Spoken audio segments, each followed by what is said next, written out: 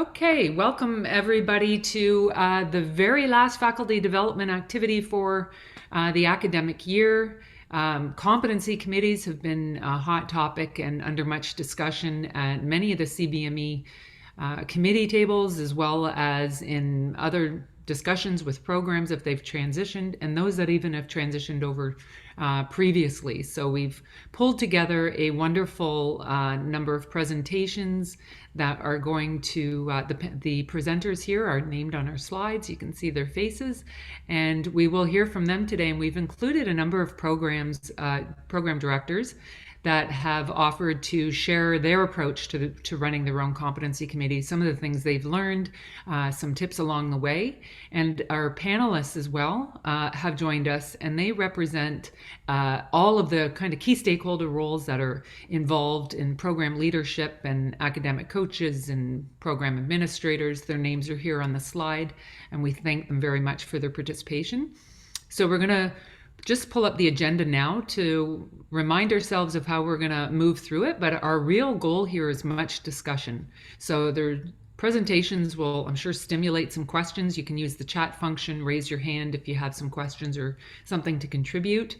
There were a number of questions that were provided prior for the panelists to consider.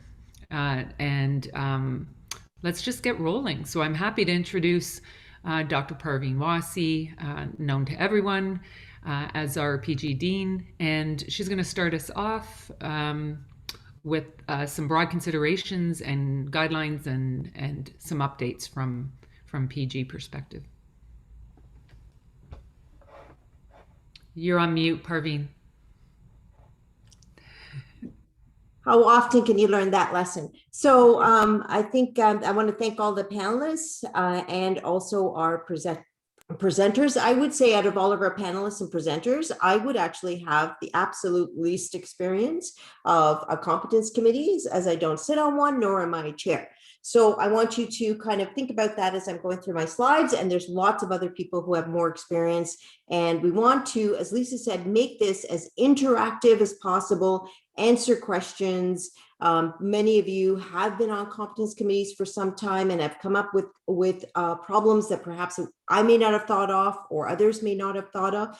So I think it's really important that we make this as as much of a discussion, as Lisa said, as possible. So I just have a few introductory slides that I'm going to go through. Again, I don't think it's going to be anything new for all of you, but just to kind of set the stage a little bit. So do you want to go ahead with So here are the learning objectives. So identify the requirements of a competence committee structure, function, process. Ranil Sonadera is our co-chair of our program evaluation committee. And as part of that, Ranil has developed a competence committee checklist. Ranil also, besides being the chair, this has been an academic interest of his. He's done actually a lot of work on competence committees, their function, and group decision-making, group thinking, and what are some of the various issues across competence committees. So I think he brings a wealth of experience into competence committee and what works, what doesn't. And we're going to talk about mandate of the program's competence committee, and then consider the roles, the various roles of a competence committee, and then the deliberation process, strategies for that. I may not get through all of this, so it's a very kind of ambitious one. So I think, again, we want to kind of focus a little bit on the problems that you identify that you're struggling with as part of our learning objectives. So this is just a real, very quickie. The summary, the technical guides are actually very short. They're about 3 pages long. I do want to kind of just guide you that the technical guides are really good, but the document that we have on guidelines of competence committee that were actually developed by Moez Ladani and Sharon Cameron, and I don't think we have actually changed them in any way. They are extremely, extremely comprehensive. If anybody hasn't read them, I think that is actually a really good starting point, because they go through almost everything, actually everything that I'm going to kind of talk about. And so if you haven't had a chance to do it, I would encourage you to have a look at that. So the overarching mandate, according, this is again the RC technical guide, is recommendations about EPA achievement. Now, it's a little bit of variance. So the RC technical guide actually says the recommendations, which means that the decision is somewhere else. Whereas our own kind of guide is that the competence committee actually makes the decision about EPA achievement based on the information that they have.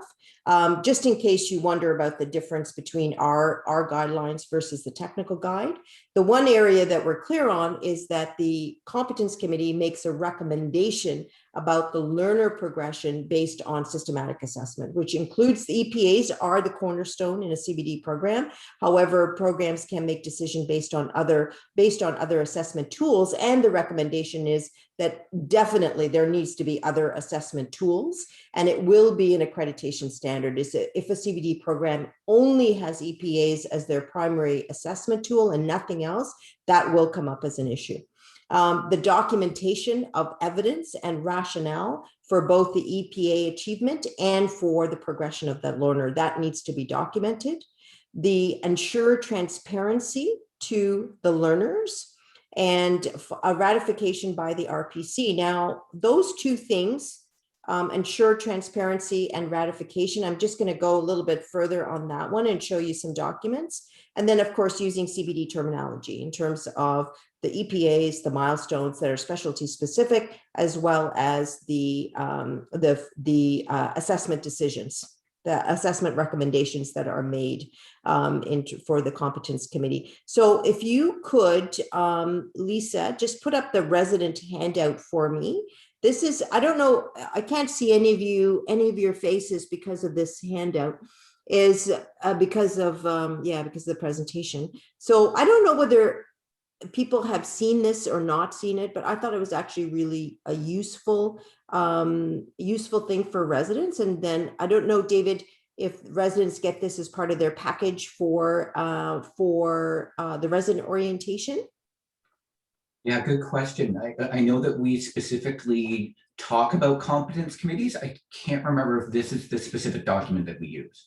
Okay, so the reason I really, really like this document is that you can take this document and modify it to fit your program.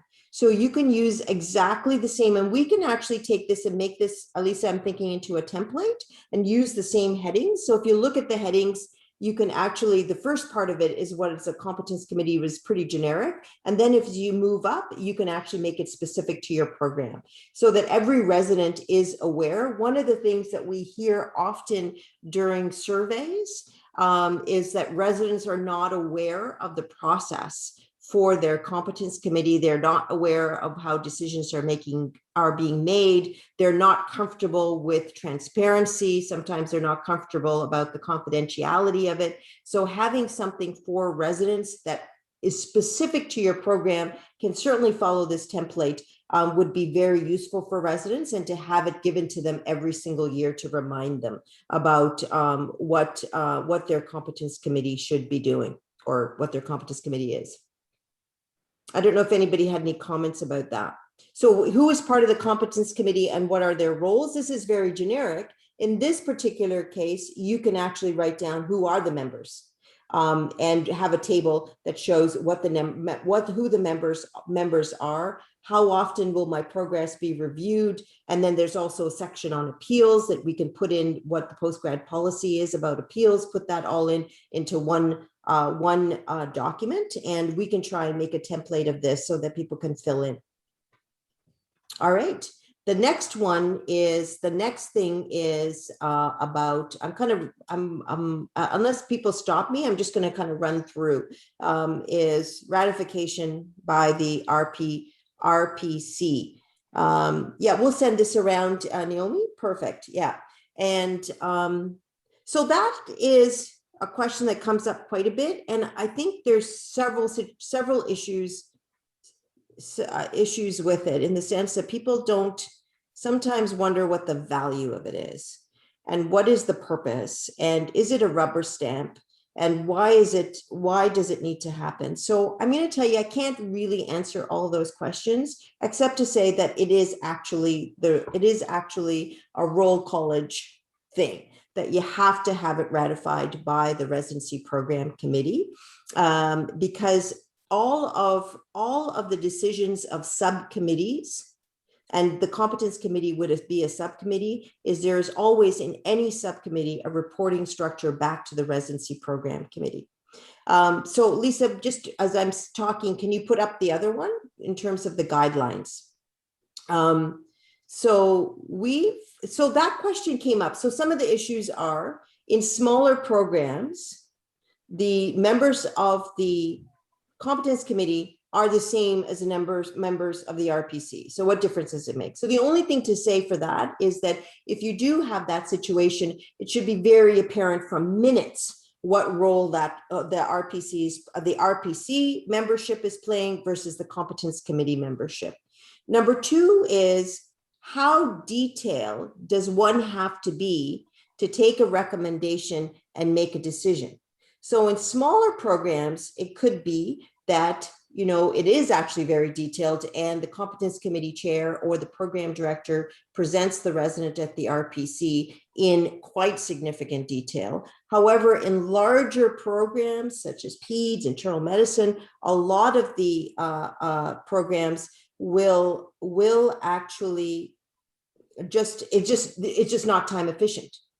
And then the question is, well, if you're not giving all the information, how can possibly the RPC make a decision on your recommendation?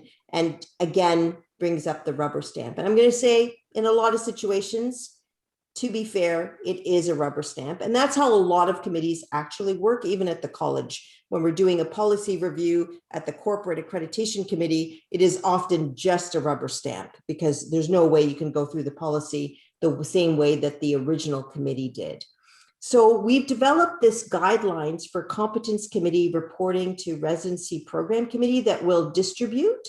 So people can decide ahead of time how they're going to achieve this, how it's going to work for their program. And as long as it's consistent, it's standardized, and you have a process in place for if the RPC does not ratify the decision, in what circumstances can the RPC not ratify a decision? As long as you think through that. Other situations is, if they don't ratify it, can they just overturn a decision based on new evidence, or the new evidence go back to the competence committee for deliberation and re-looking at it as another decision point, that suddenly some information came to light the competency committee didn't have? It really makes a difference to the overall recommendation. Can the RPC just go ahead and change it, or will the RPC have the CC take it and put it into context of all of the other information they have? So those are kind of some of the things you want to think about. We tried to make these guidelines as flexible as possible to fit the many different sizes of programs that we have. I just wondered if there's any questions at this point.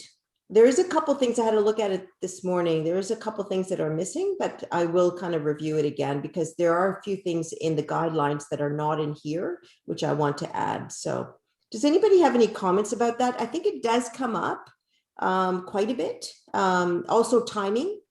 Do you have to kind of, book your residency program committees with your competence committees? We've kind of saying it should be 2 weeks from the time of the recommendation to the decision, and then another couple of weeks for the letter to go out.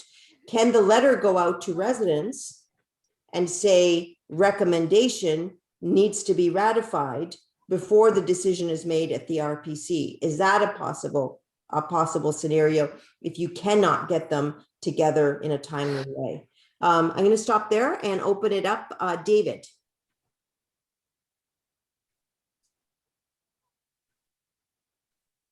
Thanks, Parveen. Sorry about that. Almost had the same issue. For those of you who don't know me, my name is David Callan. I'm one of the pediatric neurologists. I also am the chair of the Core PEDS Competence Committee, and I sit on multiple other competence committees. And so I just wanted to give my 2 cents worth about the whole ratification issue. And I remember having a discussion during the Royal College workshop when we were going into CBD, and the representatives of the Royal College, and if anyone else has any input on this, I'd be happy to hear it. But my recollection is that the representatives of the Royal College were pretty lenient about this. And so I like the approach that the MAC postgrad has put into place, in that I think that this is something that can be, it may be that in future iterations of CBME, they might get rid of the whole ratification process, but maybe for some programs, it's an important thing. I think for the most part, the fact is that the role of the Competence Committee is to sit down and evaluate all the data that you have, and then have representatives like the program directors as part of that, who are in the know and can potentially provide contextual information if need be. And so having another body that needs to make decisions on those decisions without all of that discussion and information seems a little bit ludicrous in my mind, but maybe in some programs it totally makes sense. And in many cases, it causes a delay, and then it leads to more stress from a resident perspective, because they're not getting their feedback in a timely way. And so from the perspective of the ratification process, I just want to be clear to say that I think that although it is from the Royal College perspective in the literature, I got the opinion that it really wasn't as important, and it might be something that they're going to relook at, and B, that if you look at it from a theoretical perspective, it really doesn't make a lot of sense in terms of the way it is. That's my perception of it. I'm happy to hear other people's perspective. Yeah, no, thanks so much, David. I think that would really kind of outline what a lot of people are thinking about this ratification process. I think I would kind of frame it in the way is, are there particular situations where discussion at the RPC is really important?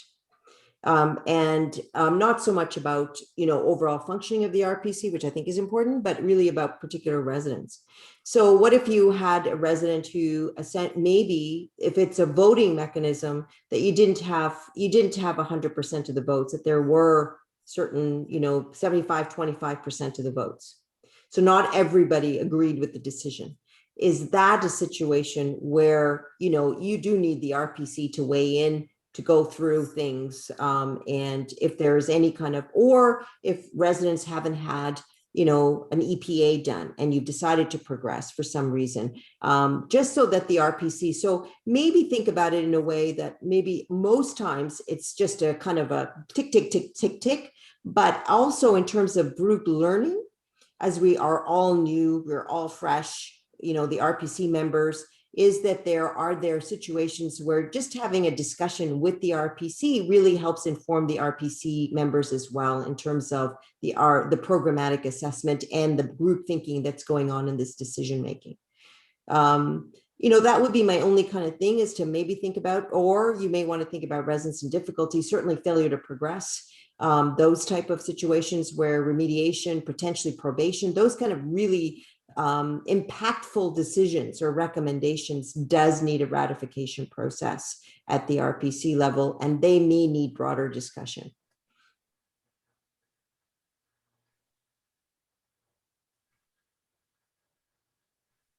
Anybody have any comments about that? Does anybody have any experience with, want to talk about how they're doing it, and do they find it useful, or just, really blah? Cola, go ahead. I would just highlight the fact that I think where that certainly comes in hand back to the RPC for ratification is when a resident. Sorry, I think where that really comes in helpful is where a resident has some difficulty, and going back to the RPC and having discussions about the resident, and also in the design of an EEP or a remediation plan, it's usually helpful to have the RPC's input because members of faculty in that particular specialty or subspecialty would be directly involved in implementing the recommendations from the RPC. So I think it's helpful, certainly when a resident has had some issues. And we've actually found that helpful recently in a case where we had to draw up an EEP. Thank you. Thank you. Ronish? Hi there, everyone. Sorry, I joined a little bit late. I'm Ronish Gupta. I'm the Pediatric Intensive Care Competence Committee Chair. Just wanted to add a quick comment about that when I first heard about this whole ratification process, it was such a ridiculous sounding thing to me. In somebody, in my situation, a 2-year fellowship, we spend usually a couple of weeks preparing for a competence committee meeting, and now we're having a couple of weeks afterwards where letters are being, so there's almost like there's so little time to work with to actually work with and coach our residents in our program. So, but at the end of the day, I think so we've made a sort of delegated ratification process just because for the purpose of a very short fellowship, that seems to be the most practical, and where RPC members are, we've have a delegated process, which I can go through in detail if people like, but it just sort of speeds up that ratification process and doesn't require a full RPC meeting. And I just try and liken it to the RPC is like the MRP of the residents, and the CC is essentially a consulting service who if you're consulting out on for help on a certain issue, you'll probably follow that consultant's suggestions 99.9% of the time, but there may be the odd circumstance that the RPC may want to have a discussion about the recommendations that have come out based on other scenarios, and yeah, so there might just, again, I don't think our program certainly has had misalignment in that, but I can see it potentially coming up in the odd case. Thanks, Ronish. And I think that brings a good point that David's made is, if the RPC overturns the decision or, sends it back, is what is acceptable information? And this isn't really, it's just something to think about for you guys to think, what is acceptable? Is it the program director is actually going to be on the competence committee, but is someone saying, I had a really bad experience and this is what happened, and some kind of hearsay issue? Or what kind of information does the RPC hold that the competence committee is not going to have access to?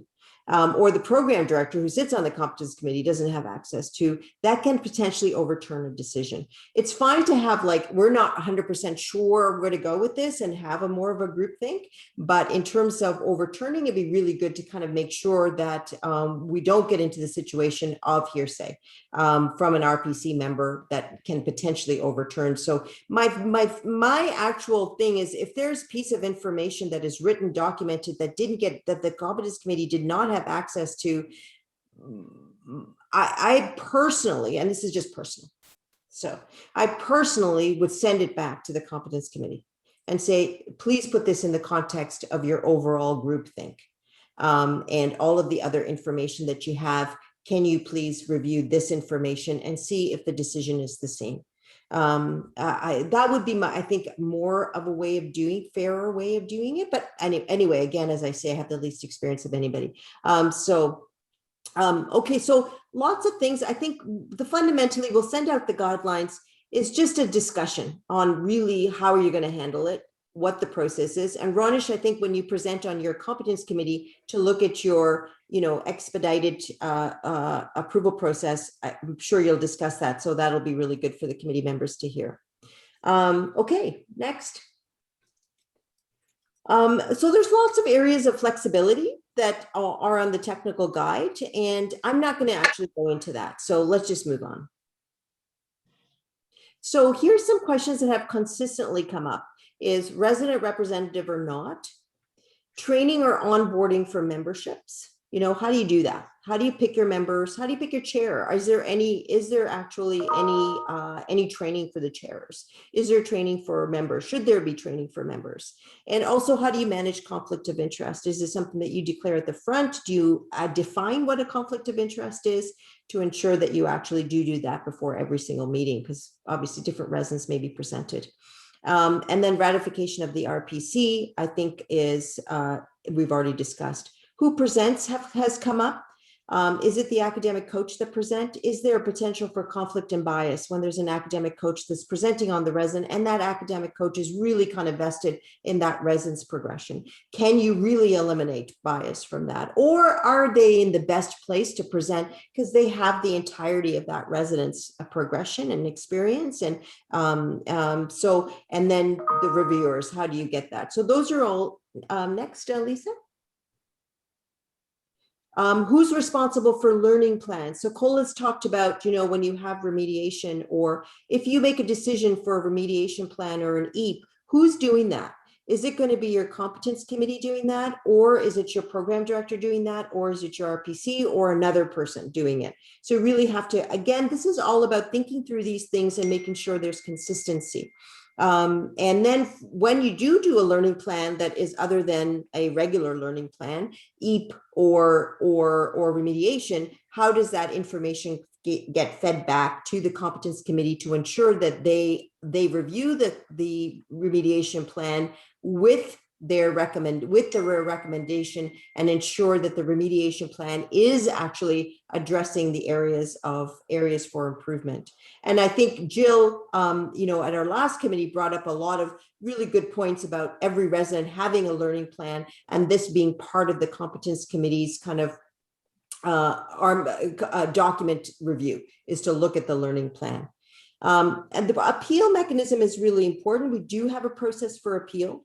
Currently, appeals, if a recommendation is being made at the competence committee and ratified at the RPC, appeal cannot go through either committee. So you can't appeal at the competence committee, and a resident cannot appeal at the RPC. They cannot appeal at the decision-making committee. You have to have another appeals committee in order to do that, and that has to be transparent to residents. This is one I don't actually know. Well, there's lots of things I don't know, but this one is specifically about reporting to the postgrad dean. The Royal College has a template, and there seems to be a lot of reporting going on to the postgrad dean. And I think from me, I have to actually kind of review with the group at the CBME executive, when should the postgraduate dean be informed of decisions? And is it for every remediation? Is it for every, failure, is it just for failure to progress? So that's something that we will be working on and get that to each competence committee. You have to plan if you have incomplete information, how to document your decisions and standardize the decision-making. That is something that the college will look at. They will ask you, okay, if you don't have an EAP or an EPA, how do you decide? Or if you're only getting 3 and it's just the amount of data in that you're getting is really poor. How are you making decisions on this? Process for identifying and reporting EPAs that are not consistently being completed. This is by all residents. So to identify either that this EPA is actually not really good for this stage, or so it's more of a specialty committee issue, or where we have situated this EPA in its learning environment, in its learning rotation, it's actually that learning rotation actually doesn't have opportunities for that resident to complete an EPA. So we really need to rethink the learning opportunity. How are those kind of overall or overarching kind of quality improvement things being reported, being documented, and who are they being reported to? Who's going to address them? And this comes up to what are the CQI elements of competence committee structure and function. Next.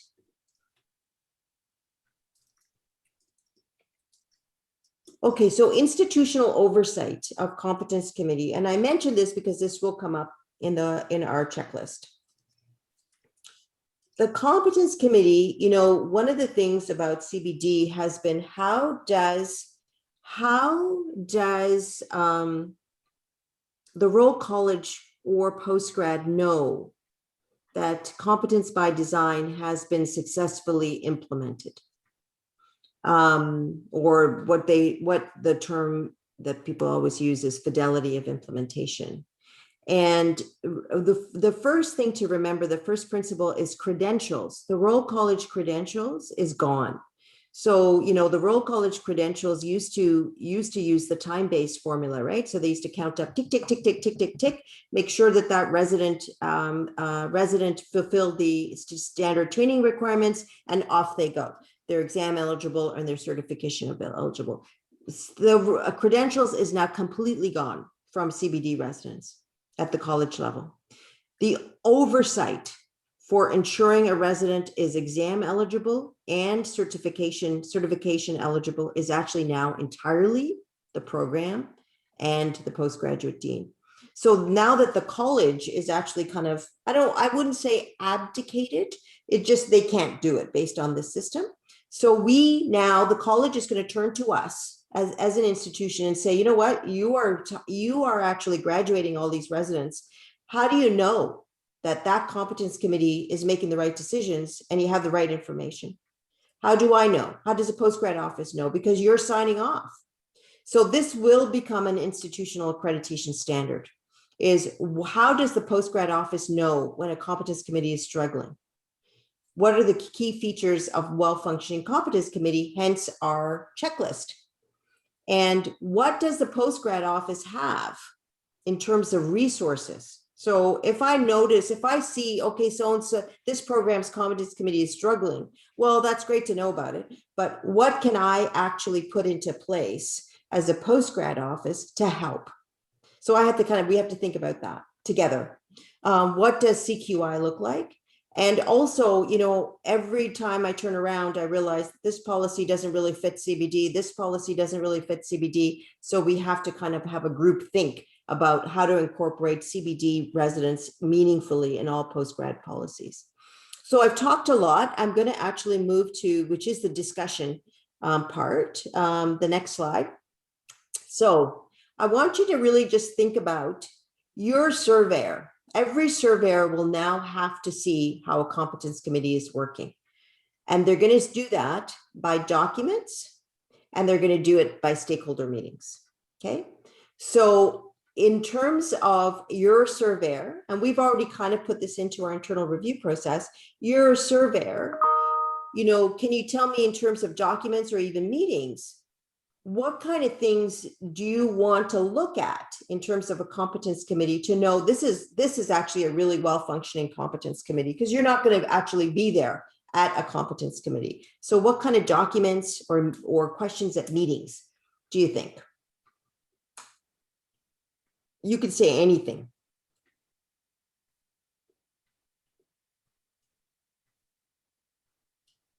The minutes. The minutes, right? The minutes of the competence committee. And what are we looking for? I'm so sorry, I can't see who's talking because I can't see everybody's. Can we put this on? Sorry, it's Vanessa Lentz. So sorry, just take the slides out. Just take so that we can. Okay, so lots of stuff in the chat. Follow up on action items, standard items. Perfect. Actionable feedback. So looking at the letter. So this is also for all of your program directors, is that when the committee comes, when the surveyor comes in, whenever it is that what kind of documents are you going to have ready for them? So definitely minutes of your competence committee, and the minutes really reflect, you know, which residents you reviewed, what were the decisions that were made, what were any difficult issues that came up with residents, why decisions were being made in terms of particular EPAs, etc. Number two is voting. If you have a voting mechanism, was there quorum? What was the vote? Number two is, I think I'm just looking at the review of the competence committee that go to the residents. Okay, does this reflect the decision-making process? Does this reflect what the areas for improvement are? Does this have a clear action plan and follow-up? And that's what's also been said is in terms of the minutes as well. review of policies and procedures annually as part of a CQI process. Maybe also review annually of, your information that you're getting in terms of the number of EPAs that are completed. Can you do an assessment of the EPAs in terms of the quality of the EPAs? Can we use a little checklist and do a bit of an audit about the quality of EPAs that we're getting and whether there's narrative comments or no narrative comments? The track record, exactly, residents that are progressing as expected, passing the college. Unfortunately, we get 6-year data, so it's a bit difficult, but remediation and communication, communication. Anything else? And then meeting, perfect. So meetings with the Competence Committee to see how the structure, also really important, same with the RPC, is does the Competence Committee members kind of know the role? So, they may come to a point where they ask the Competence Committee chair to leave and want just the meeting of the Competence Committee. The other thing they will always ask as residents in the resident meeting is, do you know how decisions are being made at the Competence Committee? Do you get your letters on time?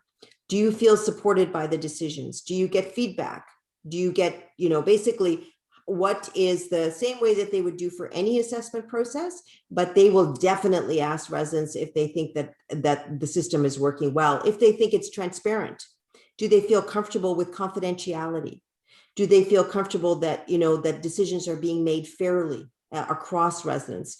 Those kind of things are retro. So even asking residents ahead of time in a quick little survey or a town hall to say, okay, how do you think the Competence Committee is working for you?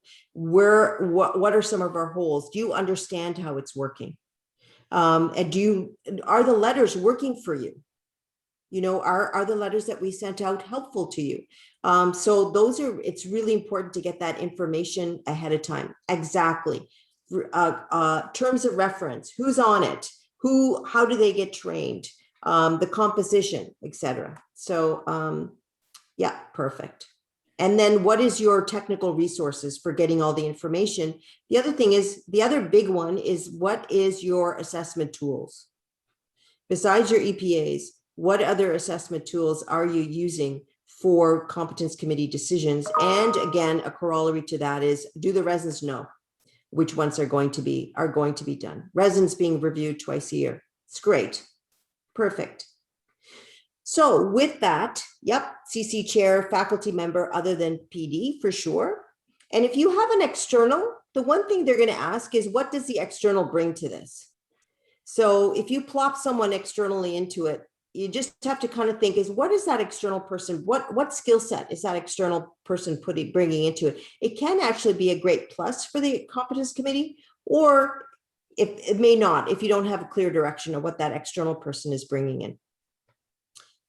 Academic coach support, resident self-reflection, all of those things in terms of what's being used for the Competence Committees to make their decisions.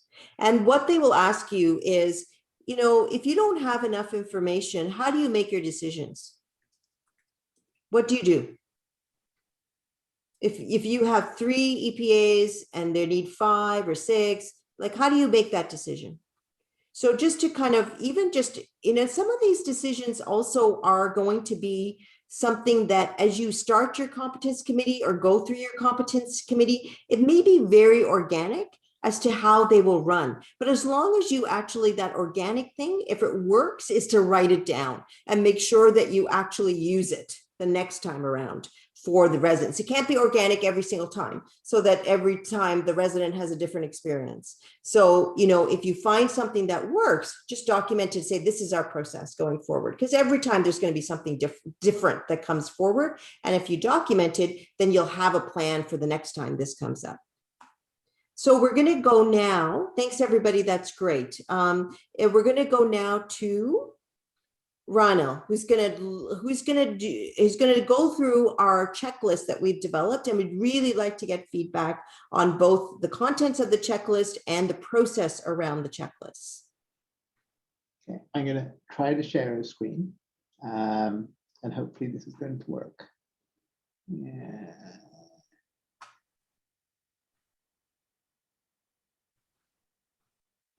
I have it ready, Ronald, but if you want to go ahead.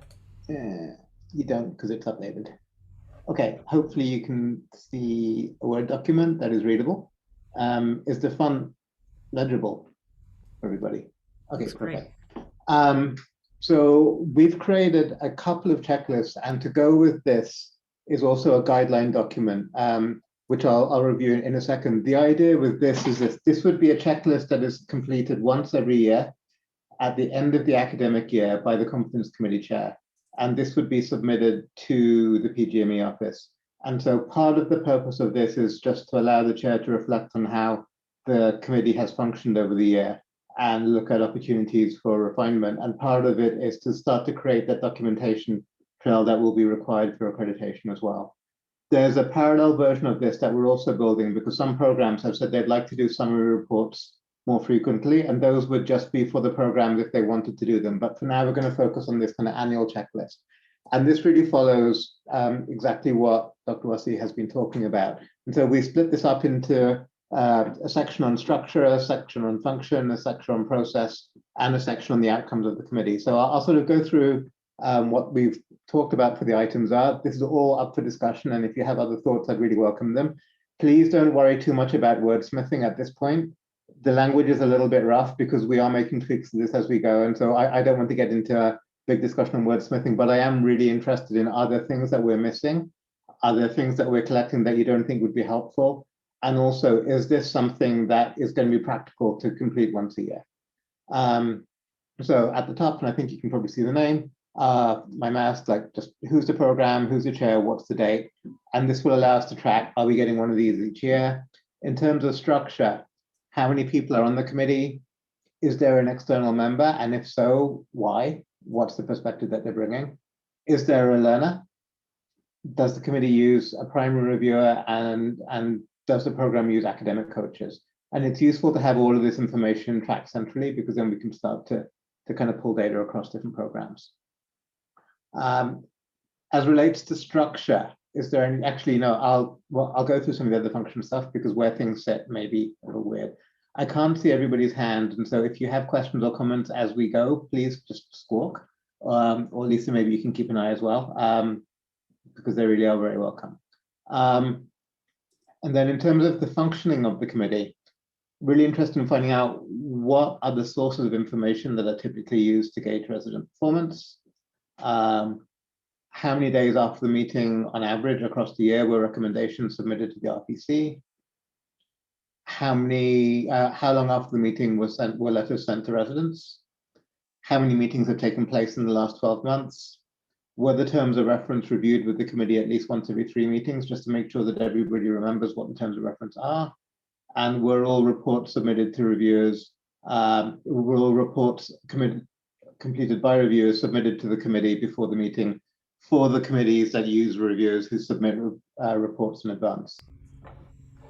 So that's kind of what we have captured related to the function. And we're trying to strike the balance between getting enough data to be helpful and not having too many items that it becomes overwhelming. We could go into... There is one comment. David's contributed kind of to the QI process around competency committees. Yeah. And that does the committee and the program directors meet to ensure that everyone knows what to be doing as a member, and that it's actually working well, so that there's some level of QI or QA. Thank you. I'll make a note of that, and I'll make sure we have that. Okay, so that was the function. Any other commentary related to the function? Okay, so then starting to look at the process. So how's the committee working? Is the committee regularly accessing MedSys resident portfolios or the CC dashboard? Are there other sources of information that are regularly being used by the committee? And if so, what are they? A quick description of what the review process is and whether it uses academic coaches. We can't see what you're reading, sorry. Oh, what can you see? We can see down to where all reports submitted by reviewers prior to the meeting. Okay, I'm gonna hopefully unshare my screen, and then I'm gonna reshare it because I don't know what happened there. Thank you. Okay, is that better? Thank you. Yes, better. So let's try this again. So were we regularly looking at the MedSys portfolios or the Competence Committee dashboards? Were there other sources of information being used? A quick description of what the review process is typically. If there's a secondary review process, a quick description of what that looks like. In general, how are residents informed of decisions and how are they given recommendations for learning goals? A quick question about how progressing as expected and not progressing as expected are typically differentiated for the committee. A quick description of how not progressing and failing to progress are differentiated, because this is handled quite differently. And what we want to make sure is that these are being done consistently within the program, at least. Where there's a lack of EPA assessment data, how's that typically handled? What mechanisms are being used to ensure consistency of decisions across meetings and also that decisions are fair? Did the committee regularly use its judgment to override the recommended standards? And if so, please describe how that happens. Did the committee ensure that all data used for decisions were appropriately documented, and how? Was quorum achieved for all meetings? And if not, how was that handled? And what the process is for monitoring progress through remediation and learning plans. So that's what we're thinking about capturing for the process. And then finally, for outcomes, were every resident in the program reviewed at least twice in the year? If not, explain why not and how that was handled. How many residents were promoted during the year? A quick, were all recommendation letters sent to RPC within 2 weeks? Were letters sent to residents within 2 weeks? Again, just a simple yes, no. And were the terms of reference and policies and procedures documents updated to reflect the actual operating of the committee? This we found is particularly important over the first year or two, as the way that committees work do change quite frequently. And so it's really critical that the documents reflect the active practices of the committee. So I'm going to come off share for a second and just see if anybody has any thoughts, comments, in particular for folks who are competence committee chairs. Does this feel like the kind of length and the kind of level of detail that would not be overwhelming to complete once a year? And does it feel like it would be helpful? Are we missing anything? So we have a few comments. I'm just going to, Aline said this is, I'm going to say, is this, a lot of this data already outlined in the terms of reference? And are we just asking for cutting and pasting? So the question is, do we do it the first time around? And then the second time kind of redo it the second year, say, have there been any changes to your answers from last year? So the response I'd have to that is that it is true that these things are often listed in terms of reference. It is also true that what is in the terms of reference isn't always followed by the committee. And so what we're trying to capture is where there are differences, how are they dealt with, and are we able to actually make sure things stay in sync? So it is true that for some people, these things are in the terms of reference, but that doesn't mean that they're being followed. And that is a question that reviewers will frequently ask. So Italy, I'm honestly not sure if this is practical every year. I think this should be the checklist at the start of when you're developing a competence committee. And then, it's probably a good thing to look at before your internal review and before your accreditation review, like every 6 or 7 years. But this is, as David says, this is copying and pasting out of our terms of reference.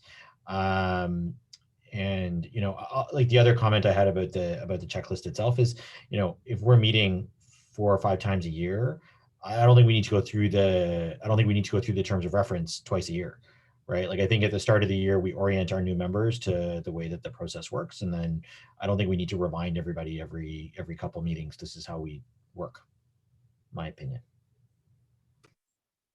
That's fair. Any other thoughts, comments? And so if this isn't practical to complete at this level of detail, what information would be practical to submit for accreditation purposes? Because at some level, that's a different question, right? That's a very different question than every year, right? So every year is you want us to complete that document every year, as opposed to we fill it out right before an internal review or an accreditation, or when you're first forming a competence committee. I don't know if we need to do this every year.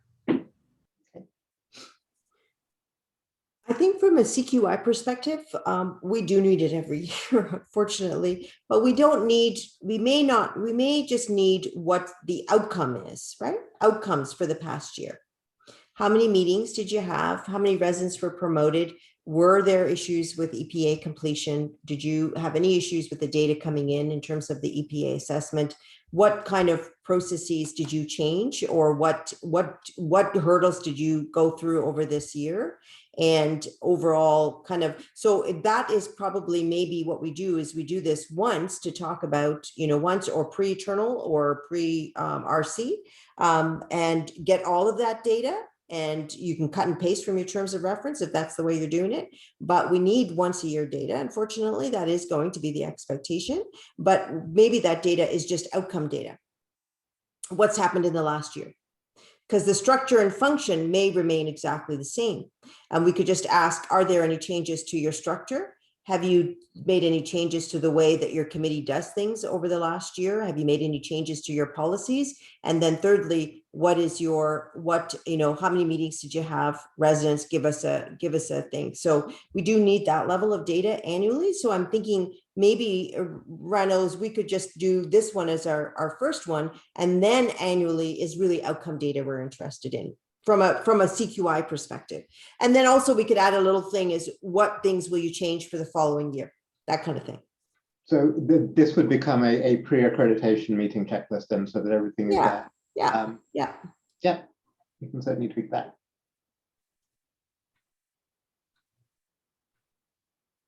Any other thoughts, comments in particular? Are we missing anything?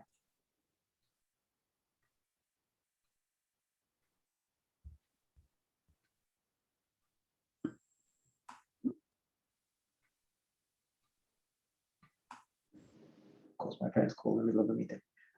Sorry.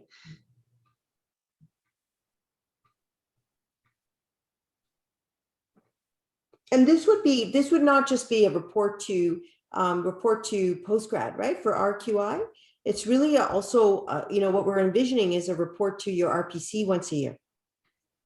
As your competence committee. I mean, obviously, if it's the same members, that's fine. But if your competence committee say, okay, in this last year, this is what's happened, this is what we think, because I think having that feedback to your RPC for QA and QI is really important. And that's going to be, again, the demonstrable CQI activity of the program. That you can say you have an annual checklist or an annual report from the competence committee to the RPC. We don't need duplication. We just need a copy of it. You can say the primary purpose is to actually review it with your RPC as your CQI of the program, and then we would get a copy of it and we would review it. So I think you do need to have that mechanism of a CQI to your RPC of how your competence committee is functioning, and using this kind of approach of an annual review and a checklist may be helpful to you.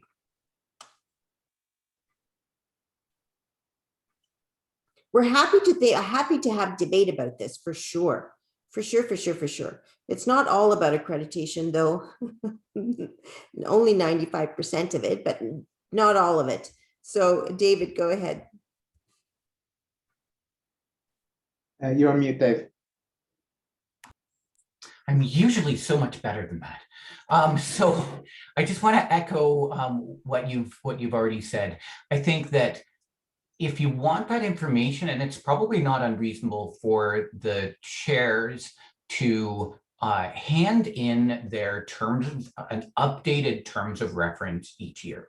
And then there's an accompanying survey that just says exactly what you're just talking about, getting at that specific information that you guys want for that year. And that's going to go to the RPC to just kind of summarize what's been done. And also a little thing that just says, if there's been modifications in terms of your process, what have those modifications been? I think that that's probably very doable for all of us. And I think it's a very reasonable thing to make sure that we are CQIing, and it's not just a red tape process that we have to undergo every year. So, I mean, that would be my thought. We've got those documents. We need to keep them updated. Let's just submit them to you guys. You guys have them all. We can tell you if there's been any changes and then give you the information for that year.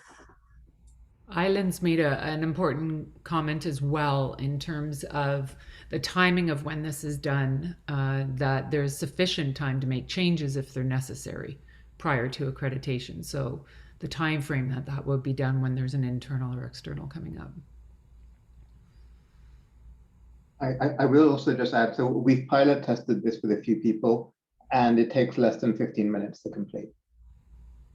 In fact, the average was 8.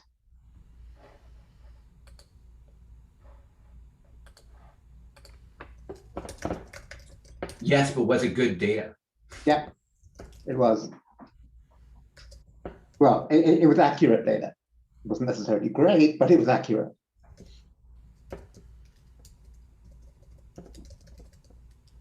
Fabian, you're muted again. As next steps, we can maybe kind of come back to our eval committee with this kind of and see, just refine it a little bit based on these comments. Yeah. The other thing I think is very interesting to find out is if people have accelerated residence and what they actually kind of at the end of the year, what they actually did with someone who actually completed the program early or were, it's really about program completion, what they did early and et cetera. I think that would be really interesting because that's something that, I think every program is going to have maybe 1 or 2 every couple of years. And what kind of extra educational things did people think of to put in? I think that'll be helpful for programs if we generate a list of things, that people did. Was it research time? Did they come up with another kind of really great experience that most residents didn't get, et cetera? So that would be really helpful for us as well.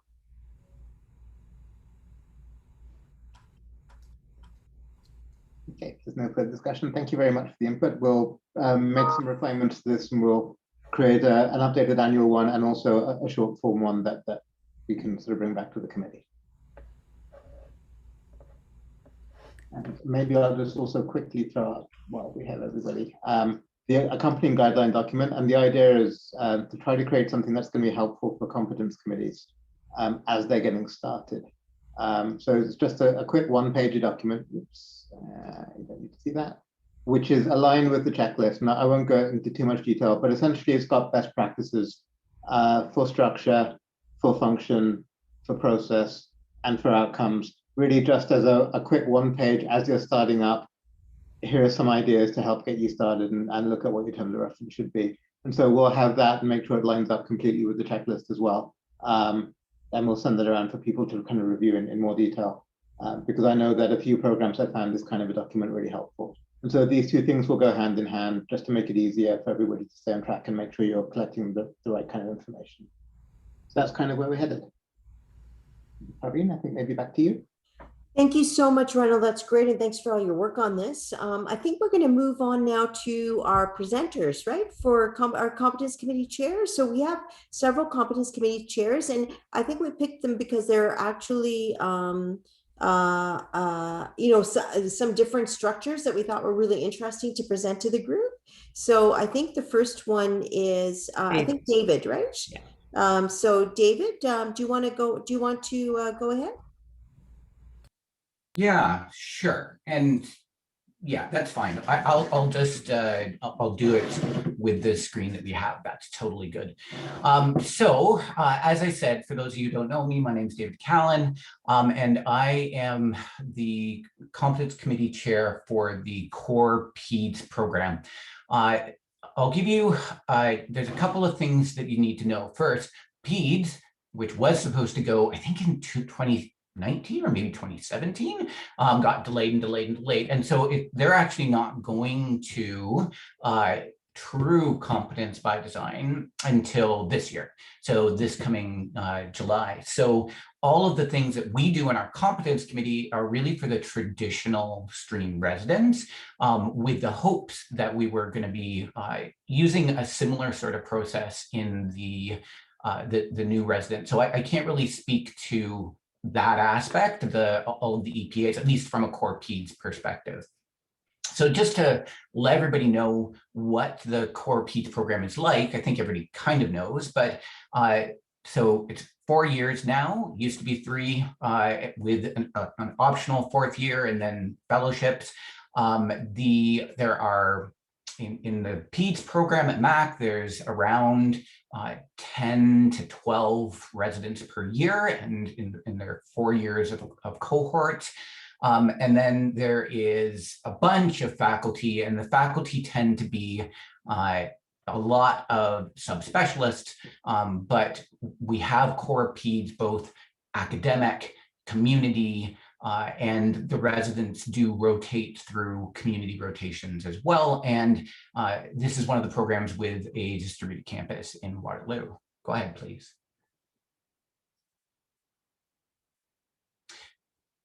Sorry, can you go back? Thank you. So interestingly enough, all of those guidelines and forms that are on the CBME website about competence committees, Moya's kind of tested them out in the PEDS program. So it was a lot of the processes that we previously did. I mean, Moya's was a forerunner in this and wanted to get the PEDS program cutting edge. And so we started to implement this early. And we lived those processes for a number of years. There were some issues that arose, and I'm happy to expand on those, both from the committee's perspective as well as from the resident body perspective. And we decided to shut things down, revamp, and then go with a new strategy when I kind of took over, and that was 2019-ish, and then 2020 is when we started to have these new types of committees. So we revamped the composition of our committee. There are still some members who were on the original committee, but it's comprised of myself, there's 2 program directors for the core PEDS program, and then there is the academic support committee chair. And I can just as a one-off, the academic support committee's role is to look after residents who are undergoing big R remediation, and also to be there as a consultant service for our academic coaches, who are the ones in the PEDS program who really develop both the learning plans and then the enhanced learning plans with perhaps some input from the academic support committee. We do have 12, and we call them secondary reviewers, and I'll tell you why in a second. And one of them is an external reviewer, and this is a PhD researcher in the Department of Pediatrics, and we feel that she brings both a research perspective as well as just someone who is not deeply involved in education perspective and grounds us and brings us back to say, okay, so what do you mean by all of this? So I think that it's been helpful to have her involved. We also are a committee that has a resident representation, and I'll tell you how that works as we go through the actual process of the committee. If you could go ahead. So when I was revamping, I spoke to Joanne Corey, who is lovely and has experience. I also spoke to Laurie Whitehead, which are relatively big programs, and said, what the heck do they do?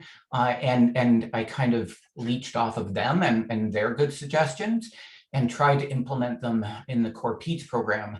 So we do currently meet biannually, so twice a year, and it's a big chunk of time. It's a half day that we set aside to do this, because in the past, when we've done a shorter period of time more frequently, we feel like we aren't actually able to get into good depth of discussion with the residents that we really want to talk about. And we always ended up going really late or not or speeding through a whole bunch of residents. And so this process is really dedicated time for those who need it. And that's kind of been our underlying goals, premises, objectives. So we also, in terms of what we're going to be doing with the incoming trainees, I think certainly because it's a transition year, we're going to get our feet wet and meet a bit more, and we'll have to see in the future whether or not that's something that we're going to have to do as well, specifically for those stage-specific transition periods. So when the residents are going to be all transitioning from transition to discipline to foundations, should we have a meeting, at least for that subset, at that point? And I suspect we probably will. It'll just be a shorter meeting. So I already went through part of this. Maybe I duplicated it on my slide. We can go to the next slide, please. So process, how does this work? So I'll tell you that we are very, very lucky in that the Core PEATS program has someone whose task is really to put together a training summary document for all of the residents that it's like a one-stop shop place to go, kind of like a competence dashboard, and it's going to be on the competence dashboard where people can go to see all the different aspects. And I'll just quickly show you what that looks like in its current format. Now, clearly this is going to change with EPAs. Go ahead, please. So this is our handsome PGYX, and this is just going through and showing what the information is. So we have the ITER information, and really we like to see the text, but unfortunately we don't always get that written information, but we compile what the average 3s and 4s without going into detail of what is what, knowing that the reviewer can go back and look if they want to see, was this specifically was this one in professionalism or was it in medical knowledge, but just giving a gestalt of how they felt that they did on that rotation from both a objective numbers perspective as well as a text perspective. If you could go on. Oh, and just so you know, in the PEATS program has chosen to keep their ITERs, despite my strong opposition. No, I'm teasing, but I am a program where we did get rid of our ITERs, but the Core PEATS program wants to keep them, at least for now, but in a shortened format with more of the text option rather than the written checklist options. There's also a place for all of the work-based assessments. And again, the PEATS program tried to implement some observed assessment, even in their traditional stream. And this has been going on for a number of years to kind of get the faculty ready for having to do it in a CBME world. Go ahead, please. And then, just like many other programs, there are objective tests that are done by the PEATS residents each year. There is the American Board, there is a national written assessment, and then there's OSCEs that happen multiple times a year. And we have put together a compilation of the scores of all of the residents from previous years. And we map this out for each resident to see if are they really showing from an objective score perspective that they are gaining new knowledge and they're on that trajectory towards success. And if they fall below standard deviations, is it on one test? Is it an examineship perspective? These are some of the things that we look at. Go ahead.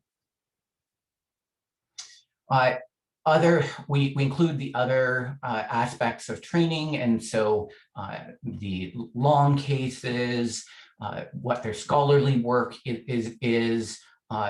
Each of them have a learning plan that the reviewer can look at, and then comments, I think, is really important. Comments from the trainees themselves, because they weren't feeling heard in the past, and they need a mechanism for them and just so you know, all of this is transparent on their a shared Dropbox file where they can go and look at it at any time and see everything that is on their summary document. And again, this is probably going to be transitioned to MedSys, where they can go and look at this stuff as well, and they can put in their reflections, their comments, and are there any extenuating circumstances that the committee should take into account from their perspective. Go ahead, please. So this is one of the things that where we've made a change is that the academic coaches in the PEDS program really are meant to be coaches. So they're the ones who are looking at the data regularly, at least 4 times a year, meeting with them saying, hey, you're not doing it as well on this. We need to put this strategy in place. Let's change your learning plan. And we actually ask them to really act as the primary reviewer in terms of saying, looking at everything, do you think that this resident is progressing as appropriate? Knowing that that can potentially alter the dynamic between the resident and their coach, but we're very upfront about that this is the role of the coach. They can be your mentor too, but they are really, the role of the coach is just that.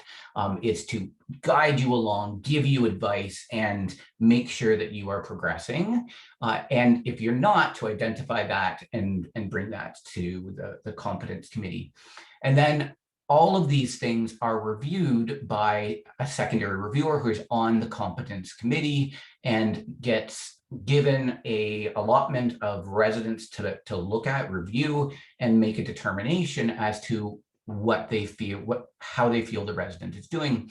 We've stepped away, if you could go to the next slide, we've stepped away from the traditional Royal College comments because sometimes it felt really wrong because there were things that we wanted to flag, but was it really not progressing as expected?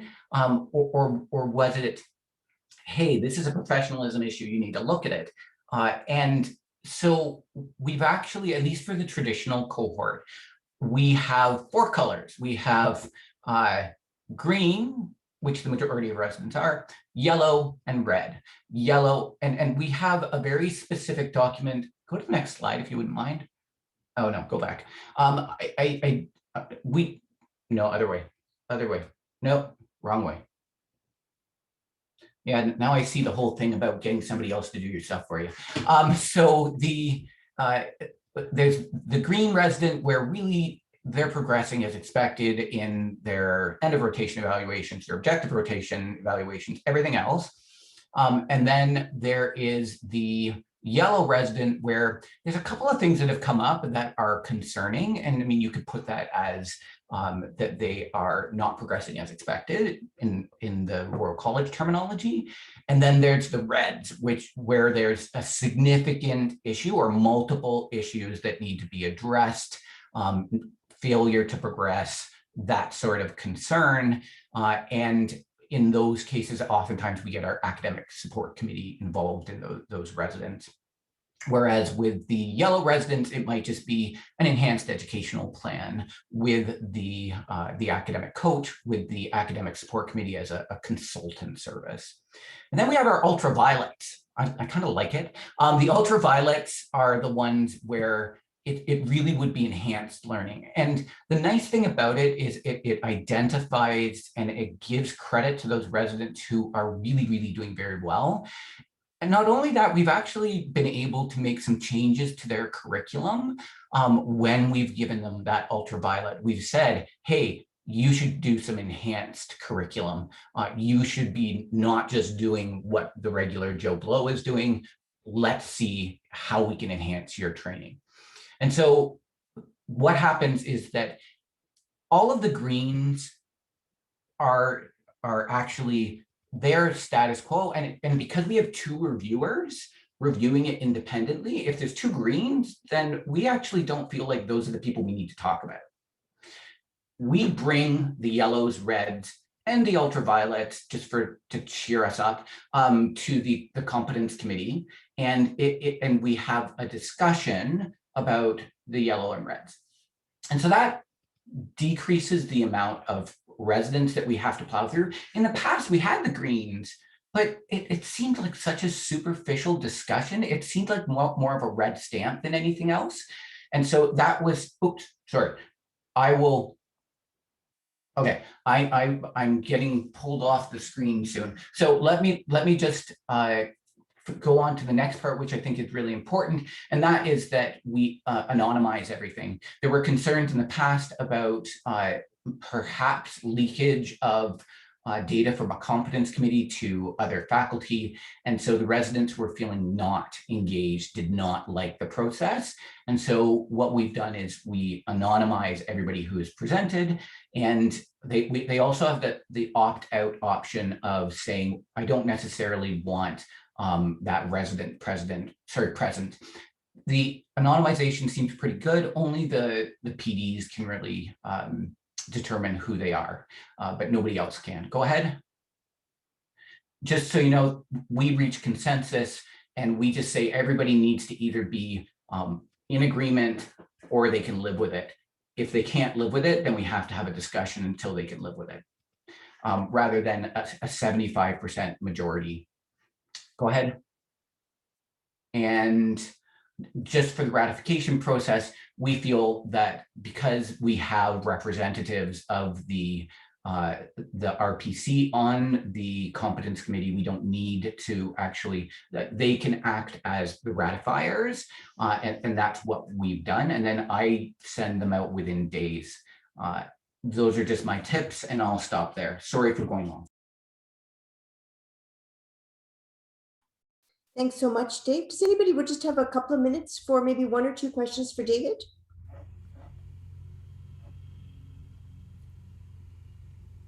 Can I just have one question? David, recognizing that your learners know exactly what's being used, your assessment tools, do they also know what the weighting is? So for example, if your APAs are done, your IDERs are great, but your AITE score is really poor, less than 10%, this is what's going to happen at the competence committee. So do they know the relative weighting on where professionalism is really going to be in terms of no surprises and transparency for the learners? Yeah, I mean, I guess I would say it's not really a weighting in that if there is a professionalism issue, it's going to be flagged just like a knowledge issue would be flagged. And if there's multiple issues or it's not getting better over time, then it's going to be weighted more heavily because we've given you that, we've given you the feedback and you haven't changed. And so, yes, the residents are well aware. We meet with them every year. We discuss the actual process. It's very transparent and they all know what's going on. And they also all know if they're going to be discussed at the competence committee, but nobody else knows. I just had a quick question. It's Vanessa Lenz. I'm the Psychiatry Competence Committee Chair. What is the administrative burden involved in anonymizing all of the files? It would seem to me that that would be quite a bit. So I do it, and it takes probably for all of the, because we just had a committee, it was like 9 or 10 residents. It took probably, I don't know, half an hour to an hour. It's just really a Word document, searching it. We're going to have to figure it out with the MedSys, and because it's going to be a PDF a document. And so how are we going to deal with that? That's something we haven't figured out yet, but it is something that we're going to be, so the anonymization process, not labor heavy right now. In the future, if we need to go and strike it out, like physically on each, then it's going to be potentially problematic. We just have one from Suraj, and then then one from Vanessa, and then we'll just move on. Can you give us an example of enhanced curriculum that you provide for your ultraviolet superstar? Yeah, sure. So let's say instead of them going to do a elective a core rotation or something in general surgery, and then when they really are going to be a world health, like I don't know, what's that called? Like the people who really like to deal with the global health issues in pediatrics, they're given the opportunity to say, okay, we're going to take this as read. You don't need to do more CTU teaching. You don't need to do this anymore. You now have a block where you can go and do social pediatrics, or you can go to Uganda, not that you can right now, but that sort of thing. And so just thank you. Just a final question for Heather, and then we'll just move on to the next speaker. Heather, do you want to go ahead? Thanks, Parveen. David, I was just wondering if you've looked into it at all, whether anonymization is possible on MedSys. And the reason I'm asking is in family medicine, all of our competence committee documents are on a shared dashboard through the MedSys system. And so, you know, as competence committee members, we've taken turns reviewing files, and like you, only having discussion about the ones where there are flags or concerns, not discussing people who would have been in your green zone. But I'm intrigued by the idea of anonymization, you know, to try to reduce potential for bias. And I guess like the question that came from Vanessa, I was concerned about the workload in a large program, but also just wondered technically how that would, if it was even possible to happen on MedSys, but I can't imagine that it would be. Yeah, so I love the fact that you're outside. It's lovely, and we miss you on our competence committee. What I would say is I don't have an answer for that. Certainly, the stuff that's generated from the program that's going to be uploaded to the dashboard is, but the EPAs themselves, I don't know. I mean, that's something that I don't know if Chantel can tell us. Thanks, David. Okay, well, we'll have Chantel mull over that and come back. So I think we'll move on to the next speaker, though. Just we've got 4 more speakers and about 30 minutes left. So let's move to, I don't know who our next speaker is because I just have these slides. It's Eileen. Oh, okay, great. Okay, maybe I'll share my screen then. Is that all right? Absolutely. Yeah, that'd be great. Okay.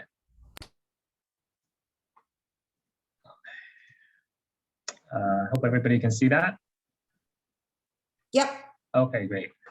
Okay, so I'm Island. Thanks for the chance to share some things from our specialty. So I'm the Competence Committee Chair and CBD lead for general surgery. We rolled into CBD a year ago, so last July. So just to share a little bit about what we are about, to give you a sense of what our program is like, so perhaps can have some application to yours in some way. So we have 41 residents spread across our 5-year program. We also, that actually includes residents from the Niagara campus. It's not really a truly distributed campus. It's more of a, they're affiliated. There's their own separate program, separate REL, but they're affiliated with us. We've got 26 faculty divisions here in Hamilton, but we depend on a lot of surgeons in the Niagara area and other affiliated teaching sites in the community to help train our residents. So in our Competence Committee, we've got the chair, we've got our program director, who is included in the 8 members, and they're all clinical faculty in general surgery.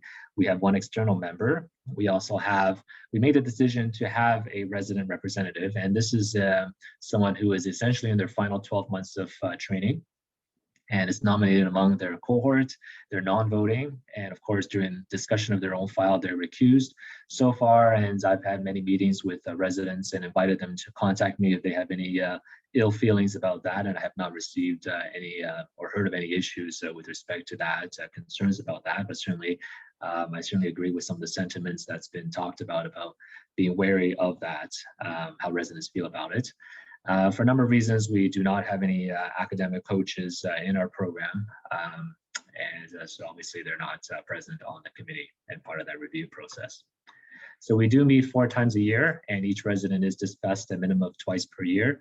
We cohort the residents for discussion because a lot of the issues and patterns are common and shared among residents of a given cohort. So to us, it made sense. So we'll discuss our PGY 1s and 2s at one meeting, and the next meeting 3s to 5s, and we alternate that way. We divide up the primary reviews among the non-external, non-resident members. So it works out to 2 or 3 files per primary reviewer. So far this past year, all the secondary file reviews are done by the chair, who is me. And this has pluses and minuses for sure. I've sort of listed a couple there. I think it sort of made sense in terms of, I think it has some advantage, I think, giving me anyways, a bird's eye view of how cohorts are progressing. I think it's allowed seeing patterns and comparisons.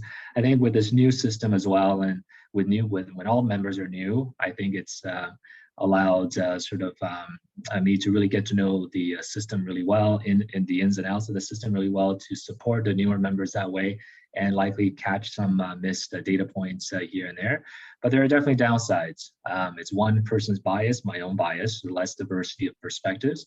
And I think probably a less deliberate review, if not less in depth, than if you do distribute this among different members. This was not my own decision, by the way, to just do all the secondary file reviews. I think it just happened that way. And it is a lot of workload for to kind of do all of them. But I think to me it has been advantageous in some ways. But certainly this is not something that's set in stone for us.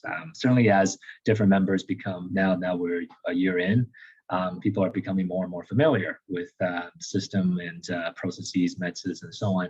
It is, I'm sure others around here have experienced as well.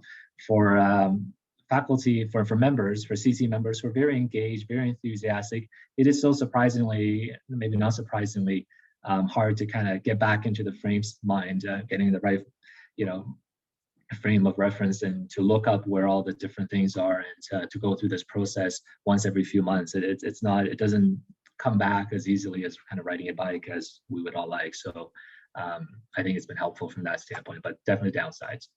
So essentially the file review begins, the primary reviewer presents it using a templated document. So that's a Word document that we created. We actually started functioning as a quote unquote competence committee before we started. So we had the advantage of that. And during that process, we really were able to iron out a lot of things, such as what assessment tools and assessment data we want. And we put that into a template of just a Word document. And that in each resident has a Word document that is theirs, and that is just updated on an ongoing basis from meeting to meeting. And it contains all the various assessment elements that we felt to be important in our program. And I've listed them there. So we want to see what their attendance is, and our program coordinator or program assistant in some programs fills that in before for the file reviewers. And each sort of filled in file is sent out to the file reviewers, 2-3 weeks ahead of the meeting to complete. The exam scores, so from our Canadian Association of General Surgeons annual exams, the oral exam scores, those are filled in ahead of time for the primary viewer to see, and for us to all look at together on a shared screen for each meeting. We have something called surgical foundations, all the surgical programs do, and so the status of that is important to us, how they're doing on the research projects. We removed the ITERs as they were before all this happened, and we replaced that with something we call our end of rotation assessments. It's essentially is stripped down ITER. There are no Likert scales, no check boxes, and essentially the focus is on narrative comments. And I think it's worked quite well. Really grateful to certainly members of our committee who've helped to kind of refine that, but also to Parveen to kind of helping us refine that and what its purpose is. But we still do have ITERs for the residents off-service rotations. So essentially what we do is the program coordinator fills in a table what the rotation dates and the locations were, and then it's up to the primary reviewer to look through all those actual assessments and ITERs and essentially summarizes it, in a couple sentences, a few sentences.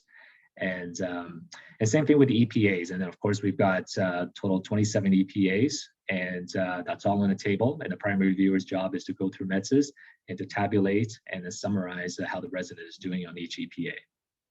And then we have something called the VO score, which many of you are familiar with, but we've chosen to continue that work-based assessment as part of the assessment. And again, the primary reviewer summarizes that.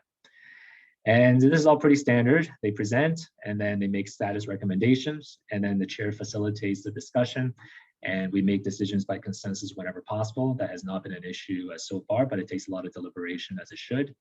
The chairperson puts together a report of the outcomes and submits the report to the RPC within 2 weeks of the CC meeting. And then the chair and the program coordinator the program coordinator attends the meetings and takes minutes and so on. We compose together the feedback letter sent to each resident discussed at CC.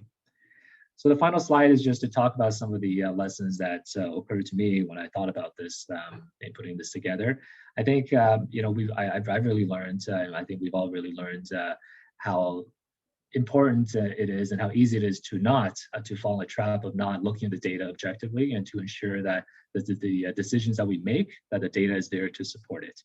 And to be really careful about anecdotes. We have a lot of clinical faculty obviously on the committee, and just because an anecdote and opinion comes from someone who's there doesn't mean that it should have more weight than similar anecdotes and stories from people who are not on the committee. So to be really careful about that and other biases, to make sure that things are consistent when you're judging different residents' files, and to use the CC meeting as a forum to really discover and to look at gaps in the assessment program. Just by, we've had situations where just by virtue of going through these meetings, we've said to ourselves, we need more data.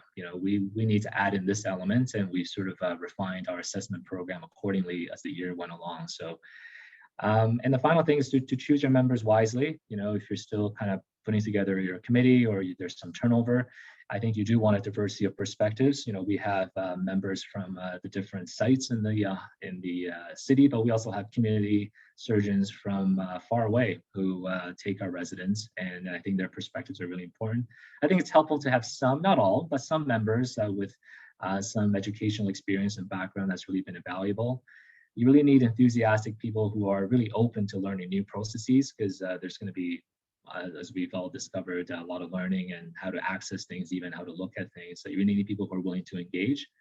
And then finally, as the external member to us, it's really helpful to have somebody who has great knowledge and insight about education of residents and what the CC should really be doing, and is able to keep the rest of us honest, and to prevent a bunch of surgeons from all kind of group thinking and having a lot of bias that way. So yeah, so that's all I got. Thanks very much. Thanks so much, Island. Did anybody have any questions for Island? It was really nice to have a year in review. That's great. And that's kind of what we're thinking about for our QI checklist, a year in review, just to bring it back to what we like for annual. So that's great. I had just one tiny question is, why does your resident not have a vote? That's a good question. I think that's something that we decided. Perhaps we felt that was a good balance between, maybe we felt that there would be some concern, perhaps. And what we saw the residents' role, I think it's played out that way in this first year, was that their job is, their role, their value, for the most part, has been to provide that perspective from the residents. We've had situations, for example, where a resident's performance on a rotation doesn't look great on paper, but there were mitigating circumstances that the resident rep was able to provide in terms of what the nature of the rotation was like, what are some of the nuances on how the rotation works and the faculty and so on. So that's where their main role is. I don't know if we felt, I can't recall if we simply felt that if they had a voting role, that maybe that may create some unease in the rest of the program, perhaps. So. Thank you. And just one last question. How do you plan to approach struggling residents since there's no academic coaches? That's a lot of that is in discussion with, we take that back to the RPC. We take that our program director. And so what we've done in those situations, we've had separate meetings with the program director, myself as the chair, and a couple other members as needed to come up with a plan, and that's how we've approached that so far. Great, thank you, Alan. Okay, so we're going to move to our next one. I think is Ron Ishret, our next speaker, pediatric critical care. Yes, I'm here. I think I'm next. Are you able to put up my slide? I think I sent it in. Perfect. I shouldn't need to take too long to go through our program, because I think a lot of the details are fairly similar to what people have heard.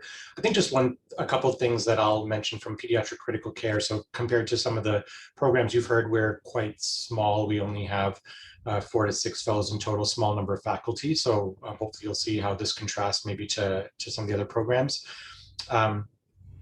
And we have 2 or 3 fellows who come in per year. That we have a mix of Royal College and non-Royal College stream residents, 6 full-time clinical faculty, a couple sort of non-clinical faculty as part of the division. It's only a 2-year fellowship, so the timing is far more rapid. Pediatric ICU, it's a mix of sort of procedural, medical, obviously all acute care, no clinic or outpatient work to do. And so what we do in terms of meetings is, our competence committee has 4 division faculty plus an external faculty member from NICU, which I totally agree with what you've heard so far. It's a nice sort of external opinion, but from somebody who has at least some understanding of process and even a bit of context, and for us kind of that acute care setting, but is totally removed from the people. We don't have a resident rep. We have offered that, and I think we're planning to, at least on a yearly basis, open that up to the fellow group. I'm intrigued at the idea of actually allowing them to vote as well. I think that's something we'll have to think about. We meet 4 times a year to 90, sorry, not a year, an hour to 90 minutes each. All residents are reviewed at all meetings because we only have between 4 to 6. So what we do in advance of each meeting, and we are on MedSys and have the CC dashboard, which has really helped.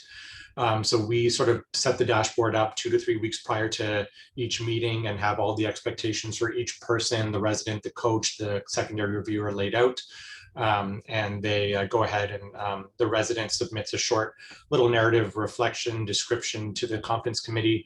I agree with Dave that I think giving the residents an opportunity to submit even just sort of a paragraph or a couple sentences directly to the competence committee, just to give their voice a way of reaching there, seems to, I think, sometimes give some helpful insight, and if anything, just give people a feel like they have a voice to pass on. So that's something we do permit. And then the secondary reviewer has 1 week to review the e-portfolio on MedSys and come up with a summary to present at the meeting.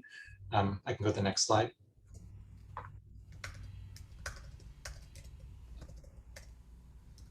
And for our deliberation, so as we said, every resident is discussed. The secondary reviewer will present the summary and any sort of key illustrative data or examples, and then we go around and deliberate, and we look for unanimous both status and EPA completion, but we look for a minimum of 75%.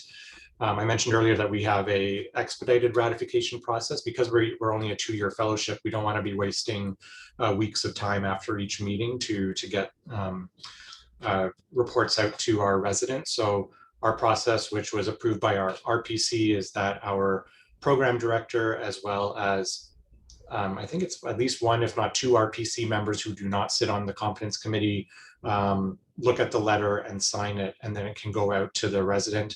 If the program director and or any of the non-CC members who are looking at that letter have any issues or feel like that this letter needs to be explored any further, then it gets sent to an RPC meeting to be discussed. So far, I don't think we've had to do that at all, but at least that's the process that's available if that's the case that needs to be done. And we found that's really helped getting things out in expedited fashion. And in terms of helpful tips, so a couple of things that I've come up with are actually just while I was sitting here, we're 2 years in, and I'm glad what Parveen mentioned earlier. Although CBD doesn't maybe change the way we do, post-grad education, it fundamentally shifts the responsibility of certification to the program rather than the Royal College. And by shifting it to the program, it's shifted to the competence committee. And we just actually underwent our external accreditation with the Royal College a couple of weeks ago.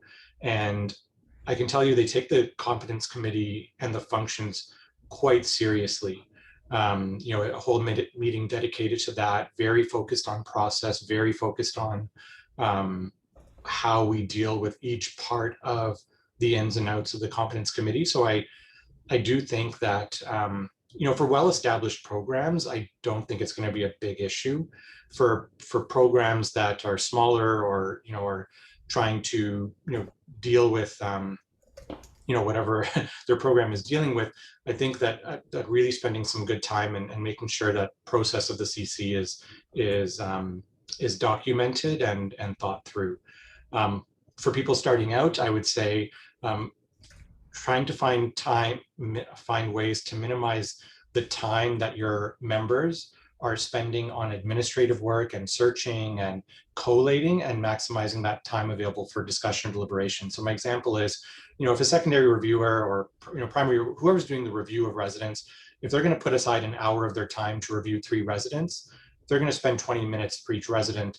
You don't want 15 minutes of that time to be spent searching and collating and copying and pasting, and then only 5 minutes actually thinking about the resident. Trying to set things up in a way so that that committee member can have 15 to 18 minutes to really think about the data rather than collating is really helpful. And it's hard because it's very easy to create new forms and just have forms on top of forms, but just trying to be mindful of that. And then really just trying to find ways to ensure open and honest deliberations. I sit on the pediatric course, CC, and I actually really like the anonymized discussion. I feel like the flavor is very different from the other competence committees I sit on, and it seems much more unbiased. So it's very interesting. I think that's also going to be very difficult or next to impossible in smaller programs to do, where there's a lot of faculty and learner interaction. So that's me. Thanks.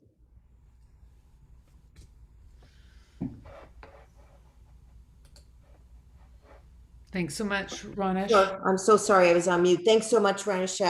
Sorry, I'm just repeating what Lisa said, but anybody have any questions for Ronesh? I think David had a question on the chat.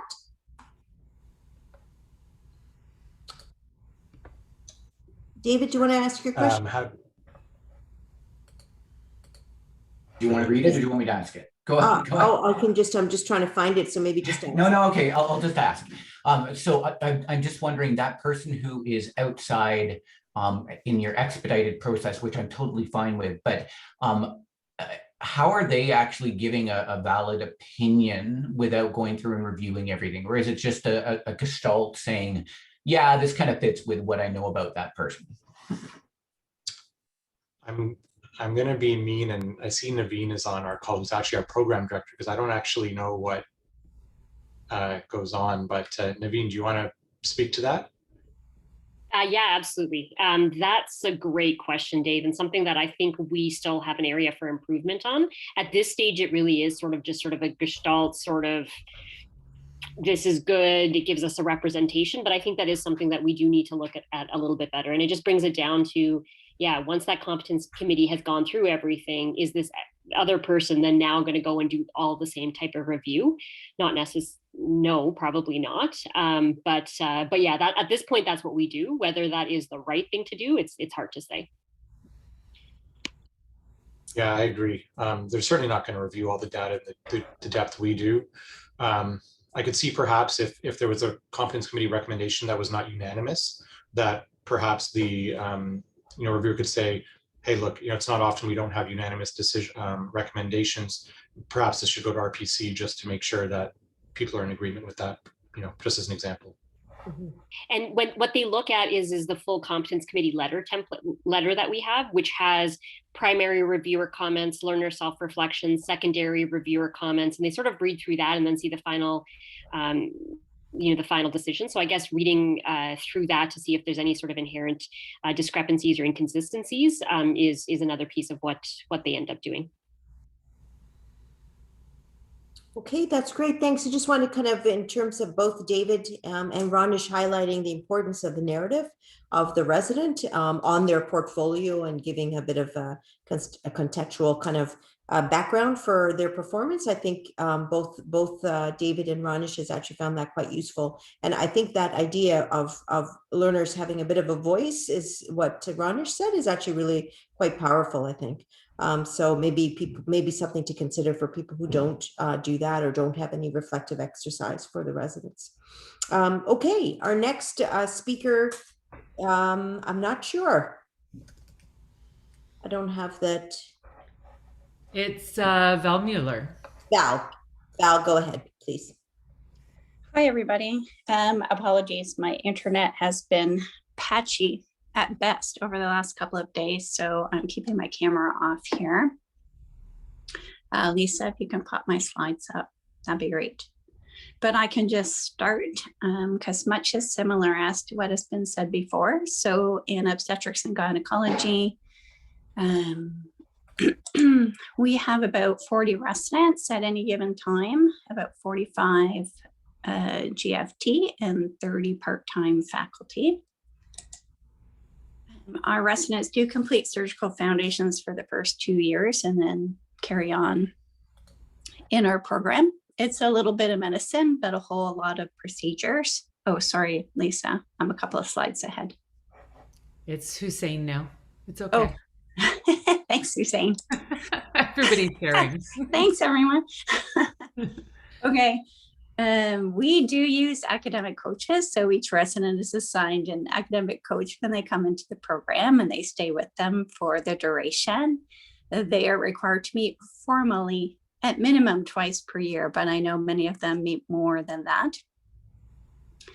And they really have a big role as a coach. So along with looking at EPA progress and general progress through rotations, through review of IDERs, they are also touching base in regards to progress with research projects, wellness, career planning, and reviewing goals for the upcoming year. Our competence committee is competence committee chair plus 6 clinical faculty members, one of whom is the residency program director. And we have 1 non-clinical faculty member as well, and then our admin assistant. In terms of our process, each resident is reviewed twice per year, in the fall and in the spring. In July, we will have PGY 1s through PGY 4s in CBD. We've opted to combine our PGY 1 and PGY 2 review because our transition to discipline, we just have 2 EPAs. So we figured we could combine them, and therefore we'll have 3 meetings in the fall and 3 in the spring. And we book each of them for about 2 hours. Initially, they took 2 hours. We're getting a little better now, so maybe it takes 90 minutes, depending on if any challenging issues come up. And we also have 1 annual review of all residents in June, and that was originally to make sure that we were reviewing all our residents that were both in CBD and in the traditional stream. I don't know if we'll keep it once all our residents are within CBD or not, but we will figure that out when we get there. So 8 weeks prior to our competence committee meeting, our admin assistant reminds the residents who are going to be reviewed at the meeting to complete their learner reflection document, which is housed on MedSys in the dashboard. And this document is really just an opportunity for them to really reflect on. Actually, they reflect on their previous objectives from their last review, but also develop objectives for the upcoming time period. And that's in preparation for their meeting with their academic coach. So 6 weeks prior to the meeting, the academic coach is reminded to meet with their resident and to review the learner reflection document prior to their meeting. And then they complete a learner progress report, which again lives in a MedSys dashboard. And it's a fillable PDF that goes through EPAs, IDERs. It also goes through some of our specific assessment tools within our program. So OSCE, we have an APOG and a PPI exam that the residents do annually. And then their performance and simulation is in there as well. And coaches talk about, how are the residents using the data that they can see in terms of the data they're receiving from their IDERs, the data they're receiving from the EPAs, how they're putting that all together when they're planning out their objectives for the upcoming year. And then they go through career goals and wellness and research, as I mentioned previously. 4 weeks prior to the meeting, sorry, next slide. There we go. 4 weeks prior to the meeting, our admin assistant reminds the competence committee member to review the resident file. They get a secondary reminder 1 week prior, and they access the learner reflection document and that learner progress report that's living on the dashboard in MedSys. They also access the activity log, EPAs, and IDERs within MedSys. And I forgot to mention that our admin assistant also on the document that they are completing, the admin assistant is also adding in information similar to general surgery in terms of attendance, performance on those examinations, performance on OSCE. So that information is already on there for the reviewers. Next slide. And then at the meeting itself, each committee member presents their residence file for review. They identify any issues that require further discussion as they go through the individual EPAs. They make a recommendation in regards to whether the resident is progressing appropriately or not, and a recommendation in regards to promotion. The chair then initiates discussion, and then the decision in terms of moving forward is technically by our terms of reference, made by a majority, but really in practice, it's consensus. Following the meeting, our minutes are written up and circulated to the committee members. The individual letters to the residents are put together. It does outline whether they're progressing appropriately or not, shows the status of each EPA in terms of achieved or in progress, provides general feedback points, and provides their status in regards to promotion. The letters do have a comment saying that they're pending ratification by RPC. And the report is provided to RPC at the next meeting. It is provided by myself as the chair. We have, rightly or wrongly, been reporting in general terms. So we will provide information, X number of residents at this stage were reviewed, how many are progressing appropriately, how many not. We will get into discussion of a potential plan for remediation if that's required. We talk about what number of residents are promoted to the next stage, and really get into any general themes that have been identified by the Competence Committee. Like, are there any EPAs or milestones that residents are having difficulties achieving? Because that's sort of a program problem solving that needs to be done. And the things that we have found helpful is making forms fillable. I know that sounds simple, but we didn't figure that out at the beginning. Don't be afraid to change things to make it easier. I think we're on our third revision of our forms, just trying to figure out what makes things easier for people. We've developed a number of short videos to help people work through, accessing things on MedSys. And our admin assistant actually sets up hours around the times of the reviews, or when people are working on the reviews, when she's sort of live on Zoom. So people can just pop into Zoom and she can actually go into MedSys and show them how to get what they need to get. And that's been really, really helpful for people. And probably the biggest thing is just train, and train again. People, you can't underestimate the amount of hand-holding that some people will require, and it takes quite a bit of time. So just be prepared for that. And that's all. Thanks so much, Val. We're going to move on to our last speaker in the interest of time, and I don't want to cut him short. Thank you so much. If there's any questions, maybe we could put it in the chat box for Val. Cola, do you want to go ahead?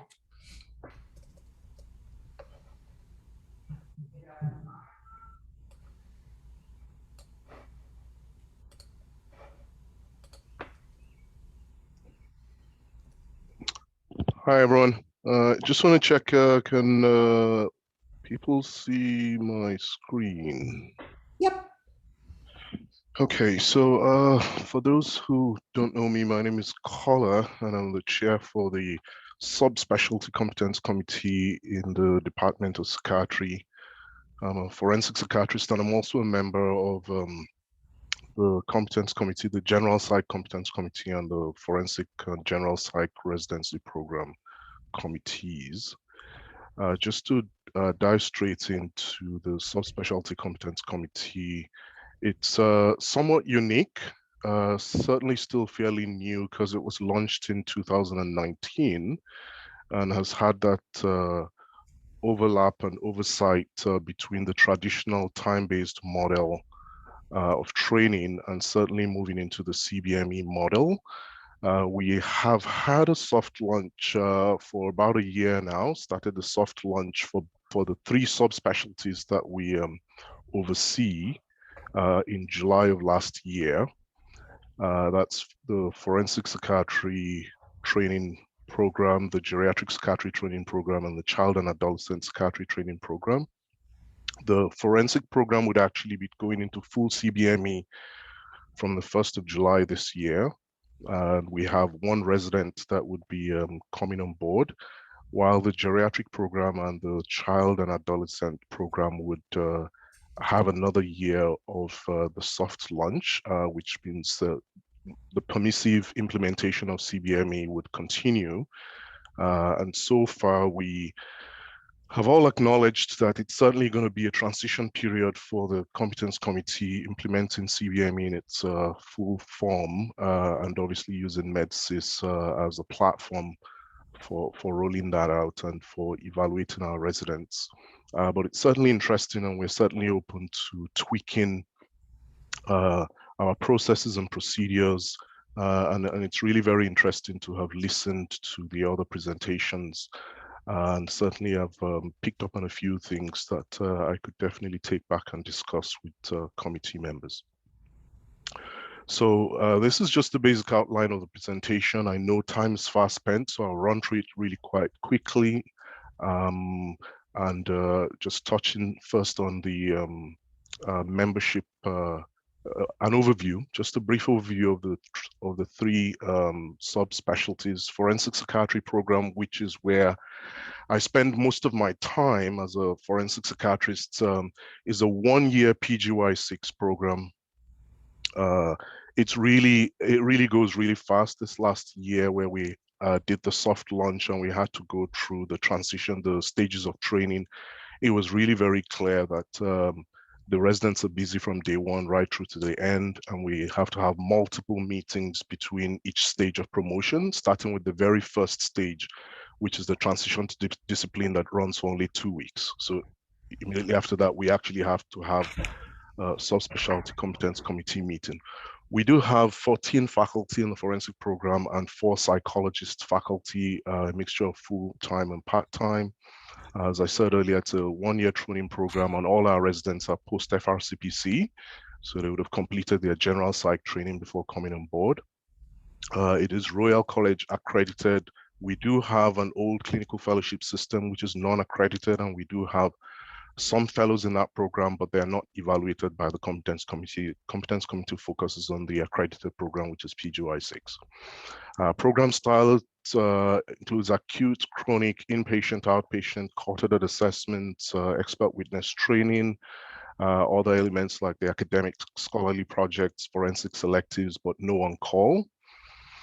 For the geriatric psychiatry program, they usually have 1 to 2 residents accepted per year, and they would have about 2 to 3 through the PGY5 and PGY6 program. For the child and geriatric program, it's somewhat unique in the sense that it's a 2-year program where they straddle between the general program, still completing some requirements for the PGY5 training, and then focusing on child psychiatry training requirements in PGY5 and PGY6. But essentially, they do move into the child psychiatry program at PGY5 and spend 2 years there, but certainly must still complete their general training requirements at that stage. And for now, they are writing their FRCPC exams in PGY5.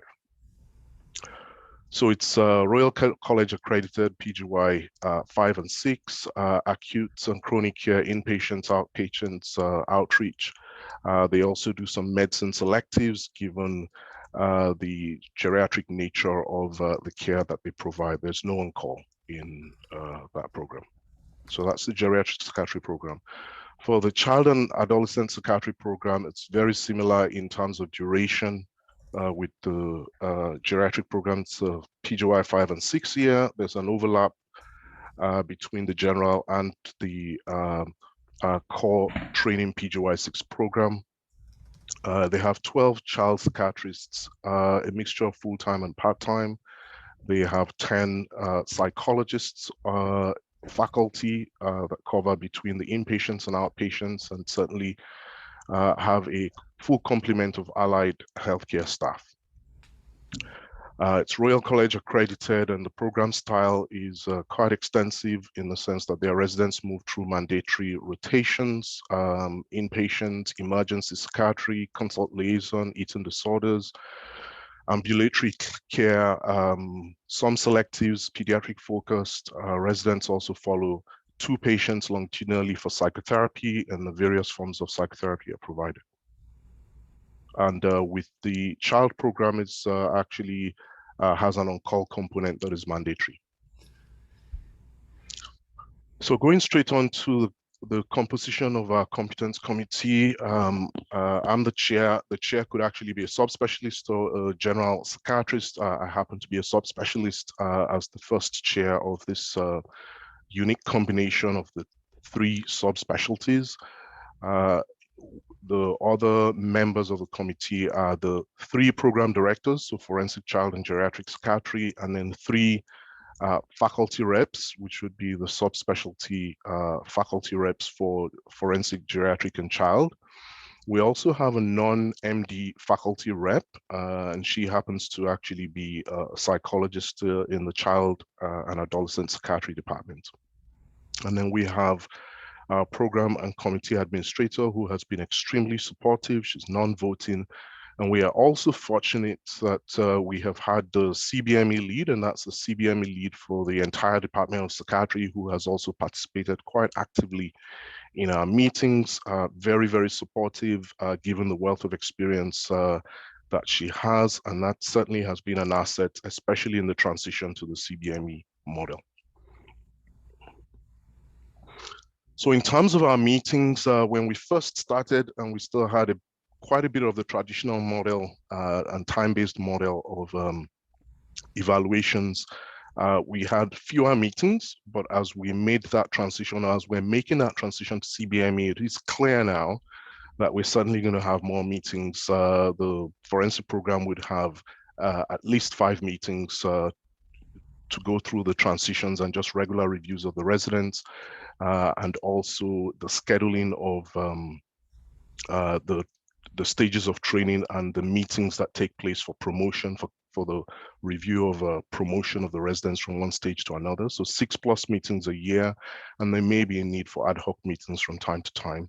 Each resident would definitely be reviewed a minimum of twice a year. Our meetings are usually on Tuesdays and usually last for about 90 minutes. And we've certainly been able to stick to the 90-minute duration, except on occasions where we've had some more challenging or difficult discussions.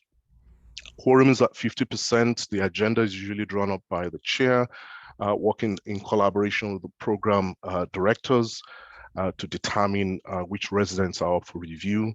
And the reviews are usually a combination of regular timed reviews, might be promotion meetings, or might be completion of training meetings, and certainly if there have been concerns that have been flagged from the reviews. So in terms of our process, we try as much as possible to stick to the guidelines for the Competence Committee policies at the postgraduate level and at the PGME level, and also at the Royal College level, and certainly adhere to our terms of reference. It's usually a holistic approach in terms of our judgments, looking at the various qualitative and quantitative data. And essentially what happens is the program directors and the subspecialty faculty reps would have collated all that data, synthesized it, provided summaries in the form of a dashboard, looking at all the EPAs, and also proposing a status recommendation. And this is then presented by the program directors at the Competence Committee meeting. Now, in the absence of the program directors, the subspecialty faculty rep will present the data that has been collated and the summary of the information about that resident. The members of the Competence Committee would act as secondary reviewers. And as the chair facilitates questions, discussions about progress, and obviously the proposed motion from the program director and the faculty rep for further discussion. And we encourage as much as possible the expression of different opinions, considering the fact that there's a variety of faculty from different subspecialties that are present at the meeting. The goal is to try and reach a unanimous decision about each resident. But in the case where there is a need to vote on a particular motion, the chair would normally the chair would normally not vote, and certainly if there's a tie, then the chair would vote to break the tie. The documentation and recommendations would go back to the RPC in the form of a letter. And we do have a template for making those recommendations that go back to the RPC. The RPC, we have actually done very well, in my opinion, with the turnaround time for sending recommendations to the 3 RPCs. Certainly, we're at an advantage having just 1 or 2 residents at a time. So the 3 RPCs are usually able to come back with ratification quite swiftly. Our last Competence Committee meeting was on the 15th of June, and we had 4 residents that we had made recommendation for promotion to completion. And that went through to the RPCs, got ratified within a week, and we were able to send out letters and give feedback to the residents. And essentially what would happen afterwards is the program director and the chair would give the residents formal feedback in the form of a letter and or in person. As much as possible, we try and give the residents feedback in person, in addition to a formal letter to that effect.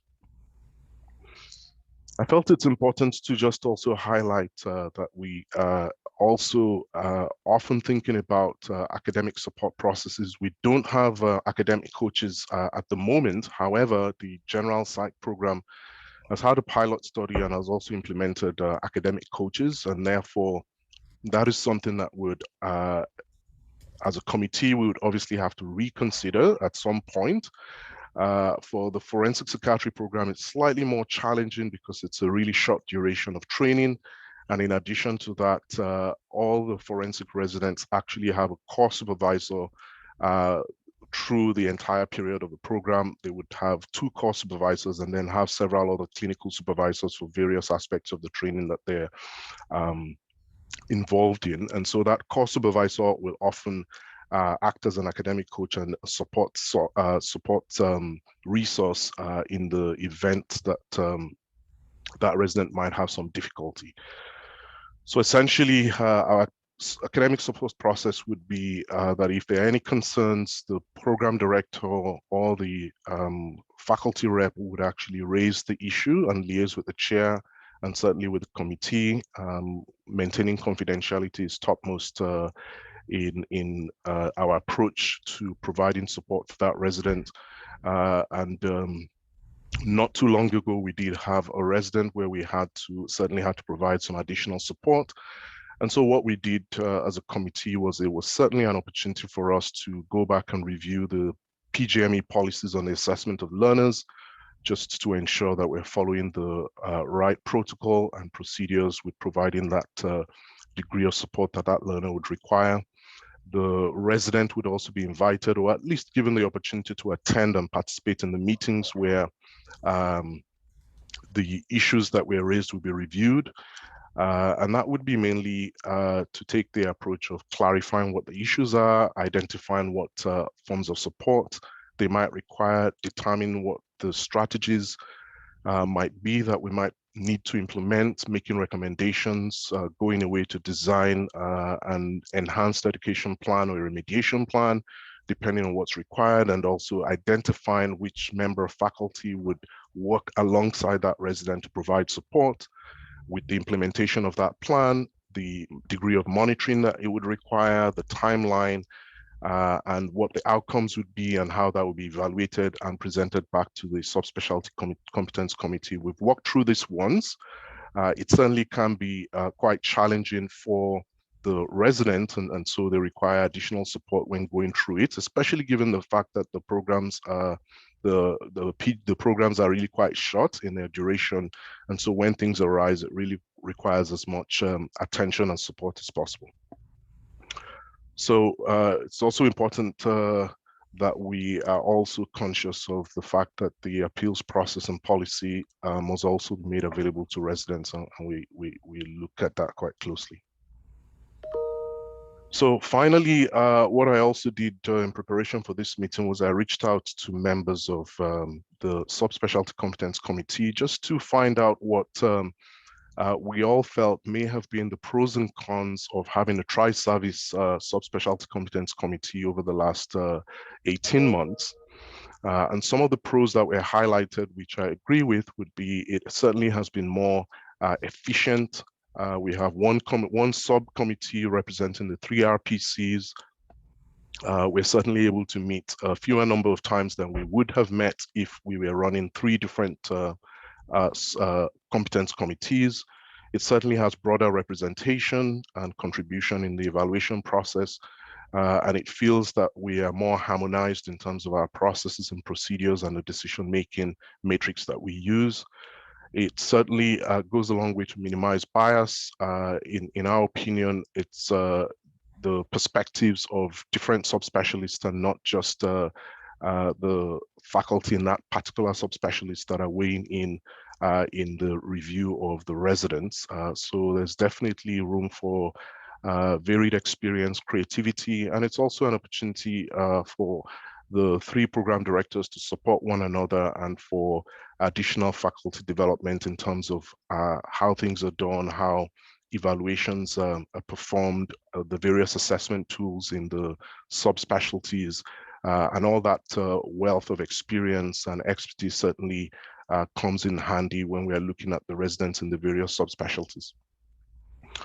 The challenges would be certainly still having more meetings than I assume we would have had if it was just one subspecialty, and it certainly has been a bit of a juggling act, working really quite closely with program administrator and having a spreadsheet where we look at all the various stages of training for the various subspecialty residents, and synchronize our meetings with the stages of training, the need for us to have regular reviews in between promotion meetings and such.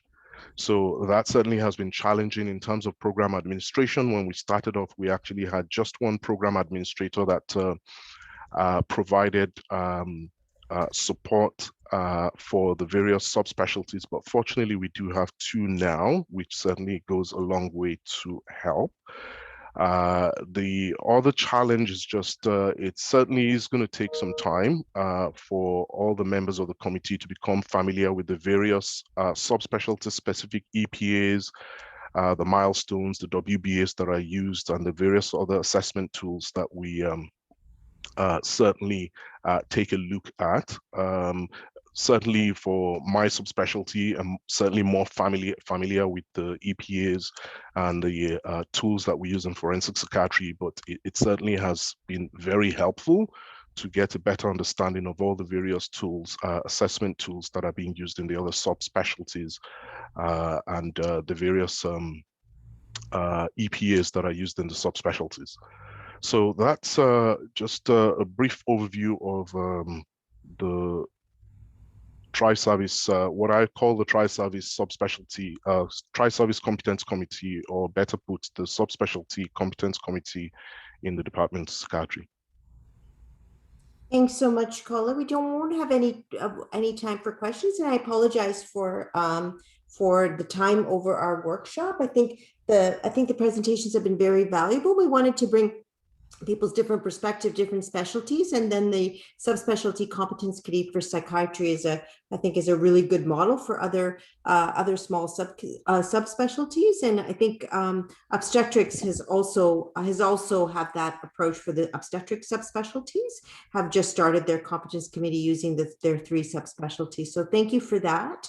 I'm not going to Because of time, we're quite a bit over time. So I really appreciate everybody's patience, and I really appreciate all of our speakers to telling us about their experiences and their roles as competence committee chairs. This will be recorded, and we will hopefully people who haven't been able to join us today will be able to benefit from it. So thank you again, everybody. And again, if there's any questions for Kola or any of the other speakers, just send it to Lisa or Hussein, and we will certainly pass it on and get you the answers. Okay. Thank you so much, everybody. Great session. Thanks. Have a great evening. Have a wonderful evening. Thanks, everyone. Bye. Thank you.